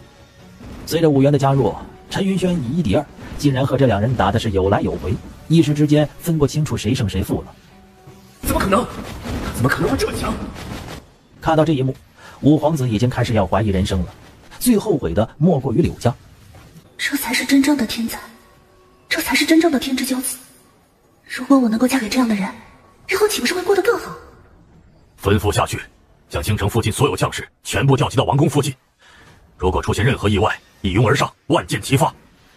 我就不信这小子就没个力竭的时候，绝对不能让他活着从王宫离开。有趣，当真是有趣。没想到在你们这小小的大周国之内，竟然还存在着这样一个少年。看起来，我这一趟当真是没有白来啊！程公子，您终于来了。不是订婚宴吗？怎么还打起来了？因为我的到来特意安排的。不过，确实蛮有趣的。毕竟那战斗之中的少年，应该比我小不了几岁，怎么战力如此强悍？柳伯，你说，这少年会赢吗？这少年气势刚猛，招式霸气十足，威力巨大，但似乎战斗经验并不是很丰富，算是一个不足之处。但其功法只怕绝非凡品。如今看起来胜负难分，但时间越久，对这少年越不利。等到他力竭之时，便是落败之时。跟我想的倒也差不多。程玉书点了点头之后，向着大周国国主看过去。敌人？没错，此人名叫陈云轩，是陈家后人。陈公子，他真的会败吗？既然刘伯说会，想必不会有什么大问题。如此，那我便放心了。另一边，陈长安带着大黄两人一直在寻找着胎珠的下落。你还能不能找到了？这都多长时间了？你就不怕陈云轩那小子被杀了？死了那也是他的命啊！况且陈家那么多人，死了再培养一个呗。我操！你他妈比我还畜生！我不是畜生，我是神兽！你就真的一点也不担心那小子？想要成长起来，他需要面对各式各样的困境。一个小小的大周国都搞不定，以后怎么出去闯荡？你能不能帮我找找胎珠啊？别关心这些没用的。我说过了，这东西没有气息，我根本就感知不到。想要找到，只能靠你自己。我最多帮你隐藏气息，不被人发现。真是见鬼了！这王宫之内所有的宝库都已经找遍了，难道如今已经不在皇室手上了？你难道就不好奇一件事情吗？什么？这玩意儿他们皇室要过去有啥用啊？有啥用？那别人拿走了，到底用来做什么呀？想着想着，一人一狗突然对视了起来。陈家没落，急需找到一个地方扎根，他们选择了大周国。陈家能够拿来打通人脉的东西，恐怕也是不多了。什么东西最尊贵呢？胎珠，毕竟是传承了近万年的宝物，说出去绝对唬人。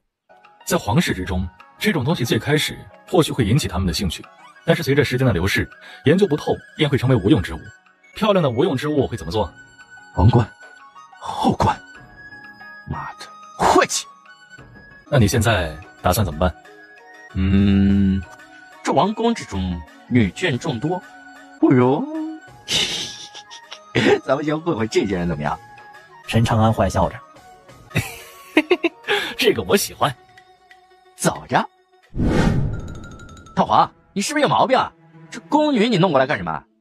你觉得这大周国国王会把这些东西送给一个宫女吗？你懂个屁呀！我这不是怕被发现吗？你也不看看这王宫之内多少女眷都被你打晕了。话说你搜了这么多，到底有没有啊？目前还没发现，可能并不在这些人的手上吧。这样啊？你说这都打晕了，别浪费是不是啊？大黄冲着陈长安嘿嘿一笑，表情是要多猥琐有多猥琐。胡闹！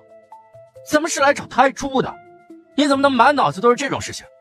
不行，绝对不行！你看那太初也没有找到，就这么走了，那岂不是浪费了吗？这种事情我可是很多年都没有做过了，你就让我做一次怎么了？还是不是兄弟了？不行，没得商量，咱们继续去找太初。那我不去了，你自己去吧。大黄直接是往地上一趴，他也来了脾气了。我说大黄，出来这么久，山珍海味你吃的还少吗？我什么时候缺过你吃的，缺过你喝的？你他妈的今天还要想当着我的面吃人肉，你是不是过分了点？你还有脾气了啊？大黄虽然看起来是一条狗，可他的本体毕竟是麒麟，是一头凶猛的神兽啊。这些女眷可都是大周皇室的人，你和大周皇室是敌人，你不是说了对待敌人不需要仁慈吗？那我吃他们几个人怎么了？我这是在帮你扫清障碍。如果没有那档子事儿，如果当初陈家没落之后刘家没有忘恩负义，是不是一切都不一样了？死，他一定要死，他不死，咱们柳家谁也活不了。陈公子，这陈云轩可有败退之家？刘伯，你来说吧。是少主，这陈云轩实力很强，体内灵力也很充足，或许这也是他战力强的原因之一。如果是一般的超凡境一重，恐怕早就已经力竭，但这陈云轩则不同，但也不会撑太久，20招之内怕是便会慢慢力竭了。20招之内。听到这话，大周国国主也是松了一口气。小子，你的实力很强，但你不要以为仅凭这样的实力就能够为所欲为，你还差得远呢。是吗？我不这么认为。陈云轩冷笑一声，随后浑身气势突然暴涨。给我破！突如其来的变故让所有人都是脸色一变，就连程玉书和刘伯两个人也都是不由得一惊啊。战斗中突破，这小子超凡境2重了。战斗中突破，这小子果然是个妖孽。刘伯，这种情况你见过吗？没见过，要么这小子的功法有古怪，要么他原本就能突破到超凡境2重，只不过是一直在压制修为，没有突破。我更倾向于他压制了修为境界。魏天风和武元两个人对视一眼，眼神之中满是忌惮和担忧。陈云轩感受到了修为突破之后，身体之中暴涨的力量，脸上出现了一抹微笑。老所说的果然没错，战斗才是提升实力最有效、最快捷的方式。这场战斗应该结束了。哼，小子，你少口出狂言！真以为突破了1重之后就能碾压我2人不成吗？是真是假，一战便知。陈云轩并未多说废话，身影一闪，下一刻已经来到了魏天风的面前。一击之下，魏天风是倒飞而出，口中更是喷出了一口鲜血。魏天风居然连一拳都扛不住，这陈云轩是打算逆天吗？什么叫打算？他已经逆天了。武元第一个反应了过来，当下最想做的事情就是逃离此处。想走？你经过我的允许了吗？还人！数字还没有说出口呢，陈云轩又一次的一拳挥出，让武元落得了一个和魏天风一样的下场。我们说了，从今以后，我们回到上清宗，一步不会离开。你们陈家赢了。笑话！你们输了便想要走？若是我输了，你们会让我离开吗？当真以为我年少无知不成？今天你们谁也别想走。你莫要欺人太甚！欺人太甚！你以超凡境9重巅峰修为对我出手之时，可曾想过欺人太甚？若我实力不济，如今早就已经成为一具尸体。活了一把年纪了，难道还不懂这世界不就是你杀我，我杀你而已吗？今日我来此，便早就已经做好了被你们杀或者杀了你们的打算。我们之间怎么可能有如此大的恩怨？难道就没有半分和解的可能了吗？本无恩怨，但是机缘巧合，已经走到了对立面。况且你上清宗派人前往燕归城，对我陈家出手这件事情，当真以为我陈家会当什么都没有发生过吗？啊，上清宗派人前往燕归城对陈家出手了。这件事情，别说四周看热闹的一脸惊讶了，魏天风和武元两个人也是一脸懵逼，因为在今日之前，他们压根儿就什么都不知道。谁？盛青宗是谁干的这等蠢事？是我。你，谁让你这么做的？我这是。够了，是谁还重要吗？结果都是一样的。陈公子，求您一定要救救我们呐！不管怎么说，我们大周国是您家的附庸，您不能看着我们出事儿，对不对？罢了，看在你们武家这些年老实本分的份上，帮你一把。陈云轩是吧？你很不错啊。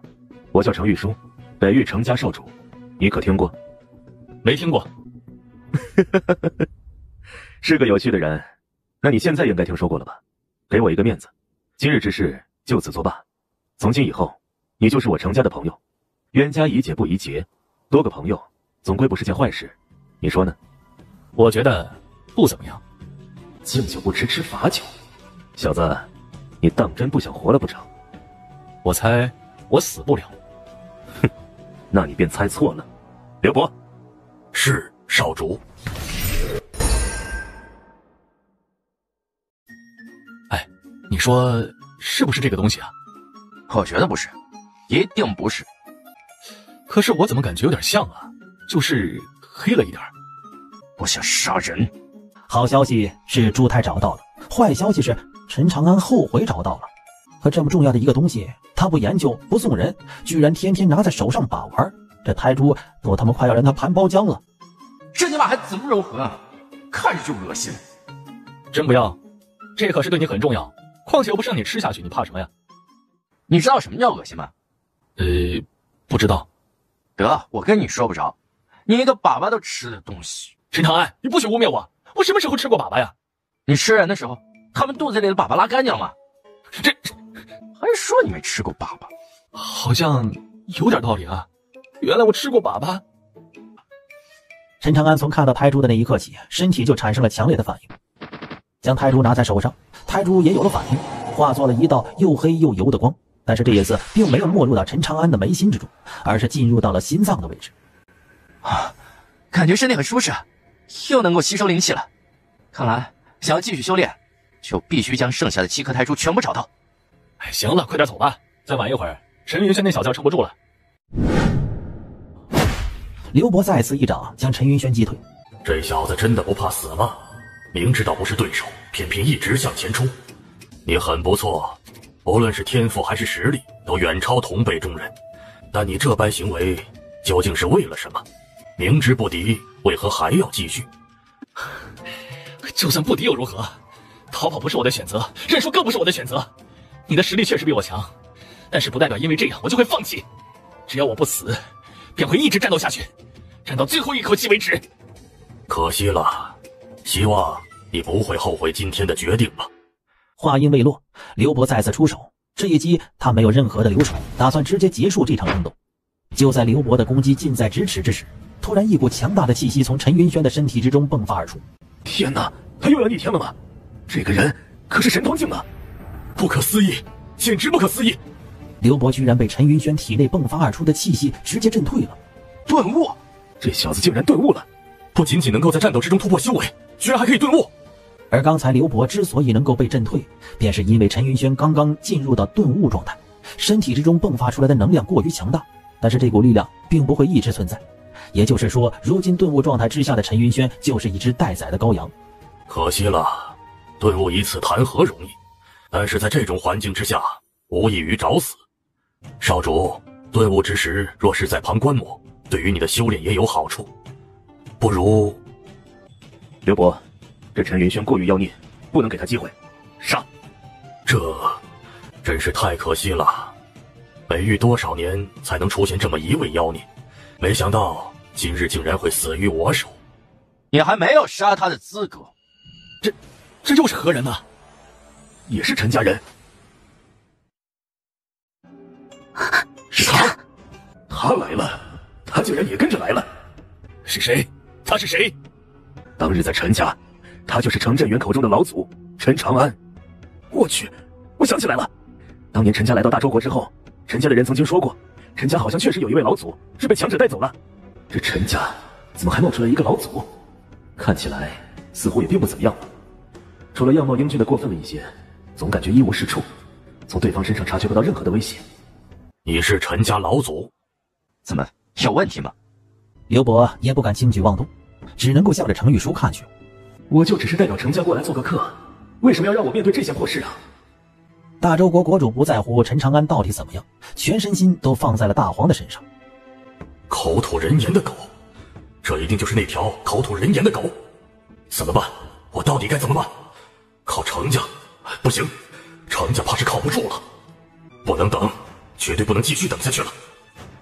吩咐下去，让外面的20万大军行动，先想办法干掉陈云轩，然后对那个陈家老祖和大黄狗动手。不管他们用什么办法，一拥而上，我就不信他能同时将这20万人都杀了。20万人一拥而上，纵然你有通天本事，你还能够秒杀了20万人不成吗？就算杀不死这陈家老祖，找机会把陈云轩杀了，也算是不亏。要不然的话，皇室这么多人就得白白送命了。刘伯，我们走吧。突然程玉书的一句话，让大周国国主更加坚定了鱼死网破的心。这程玉书果然不打算再管这闲事了。程玉书和刘伯的离开，让现场的气氛变得更加的紧张了。你就这么让他们走了？不然呢？他们是云轩的对手，留给云轩自己解决。我实力太强，出手不合适。你实力太强？你们看见了吗？看到了，大黄狗说话了。幻觉，一定是幻觉。狗怎么可能会说话呀？难道是变异了？有道理，这条狗是条变异的狗。我不管你是什么陈家老祖，还是只有宁元境1重修为的骗子，更不在乎你身边跟着这条狗到底为什么能够口吐人言。今日之事，我皇室必定不会让你得逞，让你们笑着离开。就算是死，也要拉着你们垫背。他好像有点看不起你。我觉得他看不起的好像是你啊。好像有点道理。不过事先说好了，我可不会轻易出手，所以这事儿还是靠你自己吧。这么有趣的事情，我出手岂不是略显无聊？那就我来吧。不过你先帮我维持一下秩序，别让他们捣乱。我看看这第2颗胎珠效果如何。没问题。陈长安微微一笑，随后运转功法，顷刻之间，附近的灵气如潮涌一般，再次向着陈长安的身体之中冲了过去。怎么回事？这灵气怎么突然消失不见了？是他竟然在修炼！什么？真的在修炼？难道说还真的只有宁元境1重修为不成？如今看来，恐怕是这样的。只不过，他这吸收灵气的速度也太快了吧！我怎么感觉这么一瞬间，整个京城的灵气都消失不见了？太恐怖了！妖孽，又是一个妖孽！大家不要给他时间，趁着机会一起上！好，一起动手解决掉这2人，危机可解。动手！说罢，2人便向着陈长安和陈云轩冲过去。大黄甚至都懒得看这2人一眼。随着砰砰2声巨响，这怎么可能？为什么会这样？魏天风和武元2个人此时都是一脸懵逼。明明是千载难逢的机会，为什么会失败呢？为什么连身都进不了呢？刚才发生了什么事情？没太看清，好像是被弹飞了。奇怪，当真是奇怪。这到底是个什么破地方？大周国也太落后了，连个结界都没有，就没有一个人知道这东西吗？装神弄鬼，我就不信这世上真有如此邪门的事儿。弓箭手准备，万箭齐放。一道道箭矢向着陈长安2人飞去，但无一例外，全部都被结界隔绝在外。该死！继续放！随着箭矢不断的袭来，陈长安的修为也已经开始不断的提升。我去，宁元境2重了！等等，这3重了！说话间，陈长安的修为一路攀升，直接提升到了宁元境。这个小子怎么吞噬灵气的速度变得更加逆天了？这比当日在燕归城来说快了何止100倍，那是1000倍万倍了。这么短的时间之内，陈长安居然将整个大周国的灵气抽空了。快阻止他！你们都愣着干什么呢？不想死还不一起动手？不错，不能够让他继续突破下去了。大家一起上！众人用尽了所有的手段，目的只有一个：击杀陈长安和陈云轩。然而不管他们如何努力，都是徒劳。大黄所布置的结界根本就不是他们这些人能够冲破的。哎呀，没用的，何必呢？宁元境9重了，他的修为突破到宁元境9重了，太快了，这也太快了吧！真气境，突破到真气境了。不少人看到陈长安的突破都开始怀疑人生了。见过突破的，可他妈谁见过这么突破？又卡住了啊！当陈长安的修为突破到真气境1重的时候，毫无意外，他的修为再一次被卡住了。结束了。结束了。大周国的灵气少了点，事先准备点灵石就好了。少了点，这什么意思？不是已经足够你这次突破的吗？说不出来的感觉。怎么说呢？境界到了，也卡住了。但身体就是容器，境界到了瓶口，但瓶子里面应该可以容纳更多。可是灵气还没等我吸收完，境界先突破了，最终导致容器里面的灵气没有被灌满。如果是正常人的话，就算境界突破了，后续也一样可以吸收灵气。偏偏我的境界就好像是一个开关一样，到了境界直接关闭了吸收灵气的大门。你这种情况真的没听说过，不过发生在你身上的事情多离谱都不算离谱。或许吧，真是执着。大王，把结界解开吧，我正好试试如今的实力如何。我也很好奇。大黄嘿嘿一笑，随后意念一动，结界瞬间解开。他不是真气境1重吗？怎么会有这么强大的气势？他突破结束了，机会来了，大家上！这场闹剧该结束了。剑气纵横3万，一剑光寒19周。众人只感觉到一道剑光闪过，下一刻似乎整个世界都变得安静了下来。定睛一看，满地的尸体。输了，彻彻底底的输了。人数多，有时候真的未必有用。一剑斩敌数万，他还是人吗？我想知道你究竟是什么人，让我死个明白。这个愿望满足不了你。陈长安并未多说废话，直接出手将剩下的人全部击杀。上仙宗2位太上长老加上众多长老和弟子全部被灭，皇室无人生还，柳家覆灭。这全死了！老祖，您出手了。战斗之中顿悟，这并不是什么好事。这一次是有我在，要不然你的命就丢在这里了。老祖教训的是，我以后会尽量控制的。尽量控制？你小子还能控制顿悟？我感觉或许可以。妈的，妖孽！我就纳闷了，如此妖孽的人，为什么16岁之前平平无奇啊？你小子之前都干什么了？大黄前辈，我之前也很努力啊，可能是突然开窍了吧？突然开窍？这倒也是有可能。这一次的顿悟，收获如何？回老祖的话，这一次的顿悟，感觉修为境界更加稳固。虽然并没有提升修为，但是感觉实力比以前更强了。而且我领悟了意境。意境？在超凡境的境界领悟意境，虽然也有人能够做到，但陈云轩其实真正认认真真的开始修炼的时间并不长。领悟的是什么意境？你修炼的是太上霸体拳，走的是勇往直前的霸气之路。这意境恐怕跟这个霸字脱不了干系吧？正如老祖所言，我所领悟的意境突出的就是霸气，能够将霸气覆盖全身，也可以气息外放，对自身的战斗力有很大的提升。这意境有名字吗？我想为这意境起名天一意境。天一意境，天下第一，唯吾独尊吗？虽然并不是特别好，但也不错。走吧，这里的事情结束了，咱们也应该去找陈正元他们会合了。是。等等，不对劲儿啊！陈长安和陈云轩两人抬头望去，发现不知道什么时候开始，整个天空似乎都已经被一股能量所包裹。天地异象，大黄，是有什么大事情要发生了吗？不清楚，但是我感觉这股能量很恐怖。云霄峰，云霄峰异动，难道传说之中的人榜终于要开启了吗？不清楚，这种事情我也是第一次听说。但不管怎么样，咱们的任务完成了。不错，咱们回去复命吧。走。云霄峰异动，所有势力派来的人全部选择离开。看到这些人离去，慕云瑶却是摇了摇头。过去了数万年，这天地人三宝终于还是要重现人间了。只是不知道这一次会给这太玄界带来什么样的变故。就在慕云瑶思索之时，人榜突然从云霄峰的峰顶冲天而起，向着空中飞去了。人榜终于要开启了。此时整个太玄界，所有人的目光都集中到了天空之上。片刻之后，人榜之上开始浮现出了一行行的小字，字体不大，又在高空之中。但奇怪的是，不管是修炼者还是普通人都看得一清二楚。人榜开启，这东西原来叫人榜啊！人榜是什么？有什么用处吗？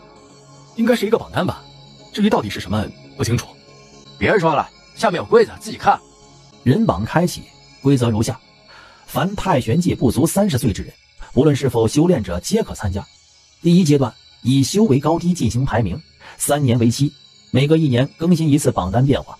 3年之后确定最终上榜名单，入选者500人，上榜者可得天道馈赠。天道馈赠，竟然上榜之后可以得到天道馈赠，这个奖励足以让所有人疯狂了。第一阶段，难道还有第2阶段？上次的人吗？可没有这么复杂。哎，后面又有字出现了，是榜单。这榜单不是1年更新一次吗？怎么现在就出现榜单了？哦，我知道了，一定是按照目前咱们这太玄界年轻一辈的天才进行了初步的判定和排名。太刺激了，我想看看这年轻一辈的第一人究竟达到了什么样的实力。不足30岁，就算是再天才，也有一个限度吧，不会太离谱的。出来了，我操！直接从第1名开始出现。第1名，聂昊天，年龄29岁，修为化神境1重。化神境，29岁的化神境。化神境是什么修为啊？这我没听说过呀，我知道的最高境界只是神通境。好可怕，外面的世界一定很危险吧？果然，年轻一辈第一人非我莫属。可恶，明明都是化神境1重，凭什么他就能够排名第1啊？该死，我不服！第2名，叶北明，年龄29岁，修为化神境1重。第3名，古凤瑶，年龄29岁，修为化神境1重。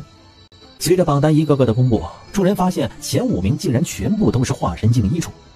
老左，我也上榜了，不过这排名，太玄界很大，你16岁就能达到超凡境，其实已经很不错。其他人比你，只不过是占据了年龄的优势。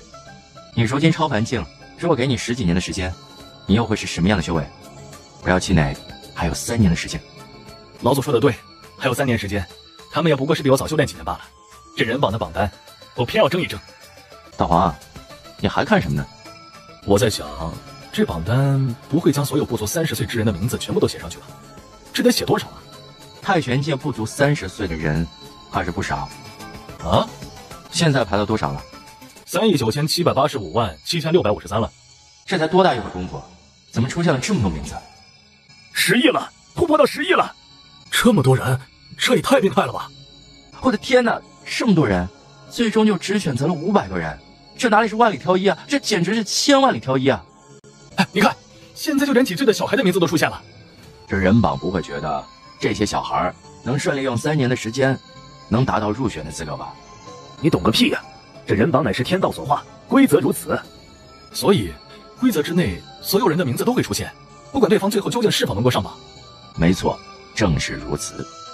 哎呦，结束了吧？这是不是结束了呀？好像是没有继续出现新的名字了。28亿，居然有28亿多人，这是一个恐怖的数量。但这是将所有不足30岁的人都加了起来，甚至包括了一些新生儿。没了，这人榜怎么消失不见了呀？当榜单完全公布完成之后，人榜在天空之中突然消失不见了。哦，我明白了，下一次出现应该就是1年之后榜单更新。离开了大周国京城之后，陈长安他们来到了和陈正元当初约定好的会合地点。老祖，您来了。昨日人榜开启，不知老祖您可知道这人榜究竟是什么？人榜就是一个天道所化的榜单。啊？然后呢？什么然后啊？你们知道多少，我就知道多少。我也是第一次遇见这种情况。老祖竟也不知。哎，大家还是说正事吧。大周国的事情已经解决了，而那个地方已经不适合陈家了。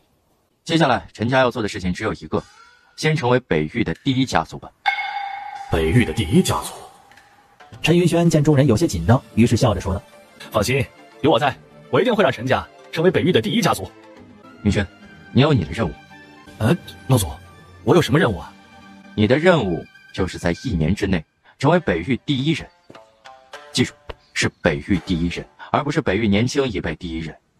1年之内成为北域第1人，北域最强者是神通境9重巅峰，岂不是说我要在1年之内将修为提升到神通境，战力更是要超过神通境9重巅峰？老祖放心，我一定会在1年之内成为北域第1人，绝对不会让老祖失望的。很好，等你成为北域第1人之后，你接下来要走的路便不在4域之内，而是中天域。中天域，曾经陈家就在中天域，可以说4域不过是太玄界外围的贫瘠之地。中天域的人是根本就看不上，也不会去的一个地方。中天域才是天地灵气汇聚之所，也是强者辈出之地。老祖，您是要离开了吗？没错，我要走了。老祖，您还回来吗？或许有一天，咱们可以在中天域重逢，总会有再见这一天的。这是2枚化神丹，你留着吧。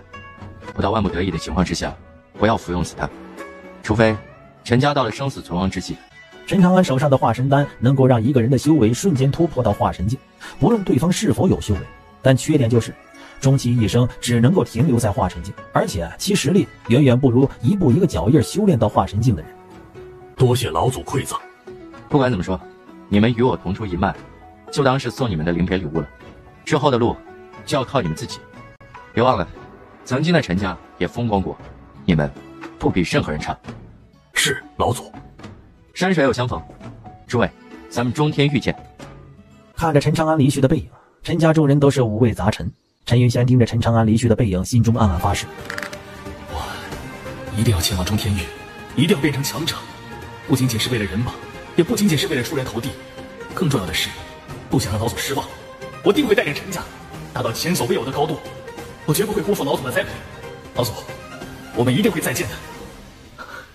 父亲，咱们也该走了。接下来这1年，我恐怕不会留在陈家，我要用这1年的时间称霸北域。好，您放心的去吧，家族这边有我呢。况且还有老祖留下来的化神丹，您不需要有任何的后顾之忧。记住了，不要给陈家丢脸，更不能给老祖丢脸。我相信你一定做得到。是，父亲。陈云轩重重的点了点头之后，头也不回的转身离去了。咱们也该努力了。是，家主。我还以为你会一直留在陈家，等着陈家壮大，陈云轩成长起来呢。现在就走，你放心，陈云轩的小子，这可是你陈家后辈之中绝对的妖孽之才啊！陈云轩有自己的路要走，他需要独自去面对，去成长。就算真的夭折了，那也是他的命。况且，一直留在陈家太无趣了，还是外面的花花世界好。那咱们去哪儿啊？中天域，狼牙。狼牙？哦，对了，如果我没有记错的话，林相柳那小子老家就是狼牙的吧？狼牙林家，就是林相柳那小子的家族。这么多年过去了，不知他是否还留在林家，还是去了其他的地方。不过如今的他，应该已经混成老祖宗这个级别了吧？你是想要去找林相柳那小子叙叙旧？是，也不是。狼牙可比北域大得多了。我主要的目的还是胎珠。你有胎珠的消息了？这胎珠的消息，除了大周皇室这一颗之外，陈长安又从什么地方得到消息了？难道说他现在已经可以感应到胎珠的大概位置了不成？没有消息，不过我翻看过陈家的足迹。陈家这种万年前就存在的家族，自然会有足迹这样的东西存在了。你陈家的足迹之内记载了胎珠丢失的具体情况？并没有。没有？那你是怎么知道在狼牙这个地方的？推测。陈长安通过看足迹，发现在陈家来到北域之前，生活在狼牙这个地方。陈家在这个阶段被人觊觎，发生了争斗，陈家损失惨重，是从狼牙被人赶走的。所以呢，你们陈家在狼牙可能有仇人，但是还是没有胎珠的消息啊。大哥，你动动脑子行不行啊？我生出来的时候又没有胎珠，我为啥要动脑？这是你的事情。足迹上面说，是因为有人觊觎陈家宝贝，所以才产生了争斗。陈家没落到了狼牙这种地方，还有什么宝贝啊？祖祖辈辈传下来的宝贝，可不就一个胎珠吗？不是，这些人有病吧？那胎珠有个屁用啊！他们这也要抢，疯了！就为了这么个东西和陈家动手，这不是脑子有病吗？人性如此，这东西陈家祖传的宝贝，而且传了数千年。如果是你，在不知道这东西是胎珠之前，你会怎么想？必然有人会觉得这是一件不可多得的宝贝，否则陈家不会传承这么多年。陈家会否认，但也得别人相信才行。所以最终他们会出手，先将东西抢过去再说。就算最后发现东西也没用，但对陈家的打击已经形成了。这说着说着，陈长安突然眉头一皱，陈家这么多年来一直在走下坡路，该他妈不会全都是因为胎珠的原因吧？一直被觊觎，一直被针对，族人死了一个又一个，最后沦落到了北域大周国这种破地方。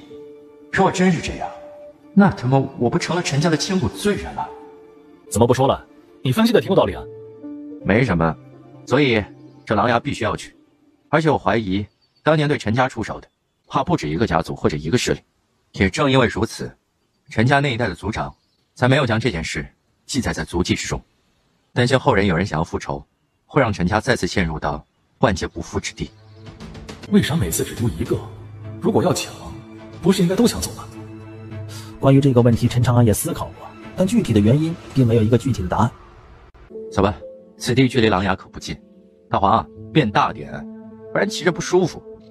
啊！就你妈的骑狗！你不是都已经可以修炼了吗？自己走。速度慢。你他妈着急投胎呀你！如果可以的话，倒也不是不行。不去你儿大爷的！你他妈的！大黄噼里啪啦的是骂了一大堆，陈长安只是静静的看着对方，一点也不生气。骂完了吗？舒服了吗？你说我师傅对我怎么样啊？我要是……哎，大爷，您坐好了，咱们这就出发。一听到木鱼谣，大黄立马变脸，一脸谄媚的笑容，好像刚才骂人的不是他一样。得嘞，咱们走着，您就瞧好了。阁主，刚刚传来消息，陈长安似乎离开了北域，陈云轩如今在北域独自闯荡。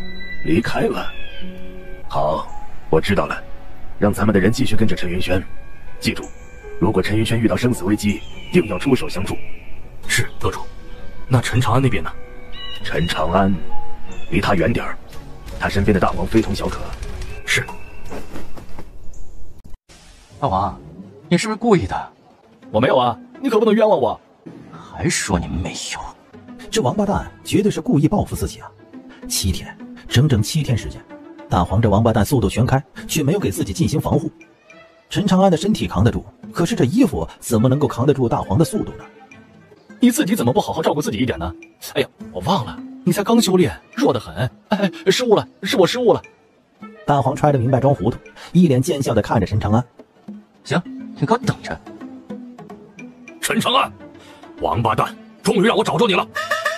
啊，什么鬼啊？刚到琅琊就遇到熟人了？难道是林相柳？哦，不对，林相柳对我没有这么大的怨气才对。乞丐，大黄，你认得吗？这看着有些面熟，想不起来了，好像在哪里见过。我感觉好像也有点印象。这不会是啊，玄武道？你他妈的是玄武道？这怎么转眼3000年，救人未死，却化身为乞了呢？时间太久了，陈长安一时之间也有些想不通，这玄武道对自己的怨恨究竟是从何而来呢？我操，你好歹也是一代天骄啊！你现在这是在干嘛？体验人间疾苦，品不同人生？忘了，他居然他妈的忘了！亏我这3000年来苦苦的信守诺言，这王八蛋居然把当年的事给忘了。我能变成今天这样，还不是拜你所赐？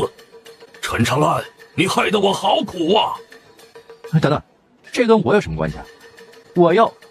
话还没说完，陈长安突然一愣，一个陌生又熟悉的记忆突然出现在了脑海中。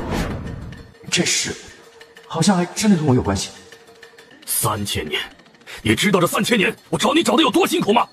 妈的，老子再也不用当个破乞丐了，我自由了！这乞丐真可怜，都已经这样了，居然还疯了。谁说不是啊？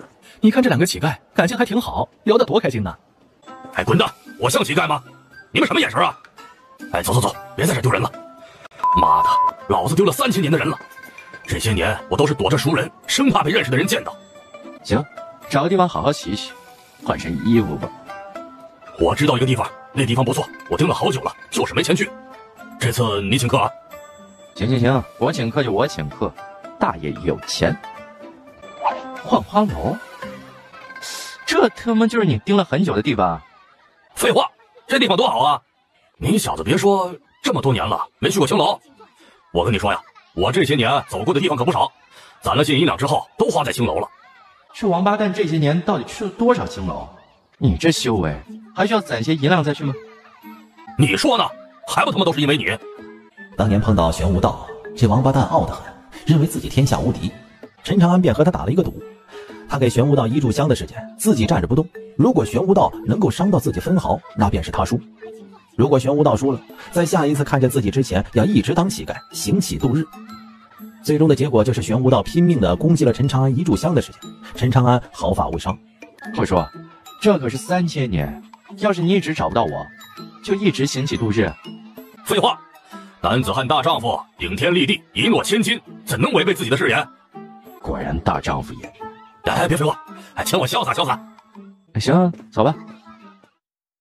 很舒服，痛快，3000年没这么干净过了。你这3000年不会一直没有洗澡吧？当乞丐就要有当乞丐的样子，洗澡了太干净，那有悖初衷。那你说，乞丐洗不洗澡？啊，这乞丐要洗澡吗？这乞丐到底洗不洗澡啊？乞丐也是人，他们只是穷，可如果有机会，总还是要洗澡的吧？你这么多年去了那么多次青楼，一次都没洗过，那些人居然这也接待，挣钱不要命了啊？哎，说什么呢？我又不是普通人，身上能脏到哪儿去？哎，只不过一直没洗澡，有些怀念罢了。哎，行了，洗也洗了，是不是应该快乐快乐啦？快乐快乐。陈长安无奈的点了点头，随后交给玄武道全权处理。毕竟来青楼这种事情，他也是第一次。这些人在他眼中不过是粗制俗粉，真搞不懂玄武道这样的人物怎么会喜欢青楼呢？那我可就不客气了。还有你们几个都留下来。哎，对了，大黄啊，你要不要？要不说玄武道这个人能处呢，这种时候了，居然还能够想到大黄。看了看陈长安，又看了看玄武道，最后慢慢的抬起了狗爪子。哎，行，了解，这就是要的意思呗。那个你，过去照顾照顾大黄兄弟。啊，大黄你啥意思啊？玄武道给大黄挑选了一个看起来不错的姑娘之后，发现这大黄呢竟然是摇了摇头。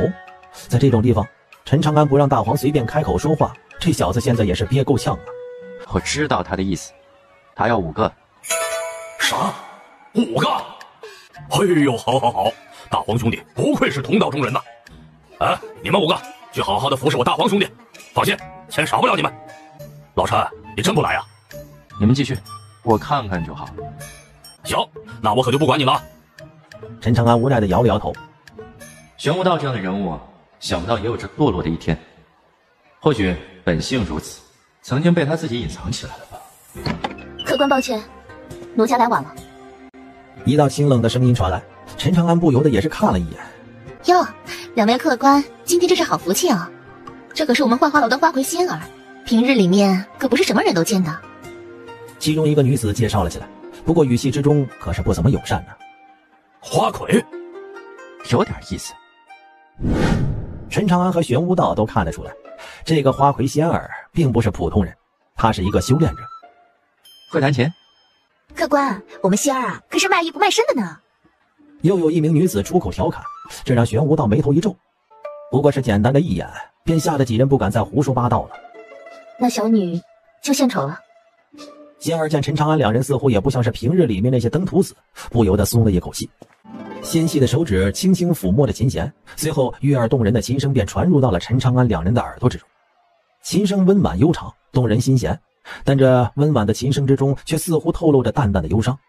两人也是对视了一眼，这姑娘是个有故事的人呐。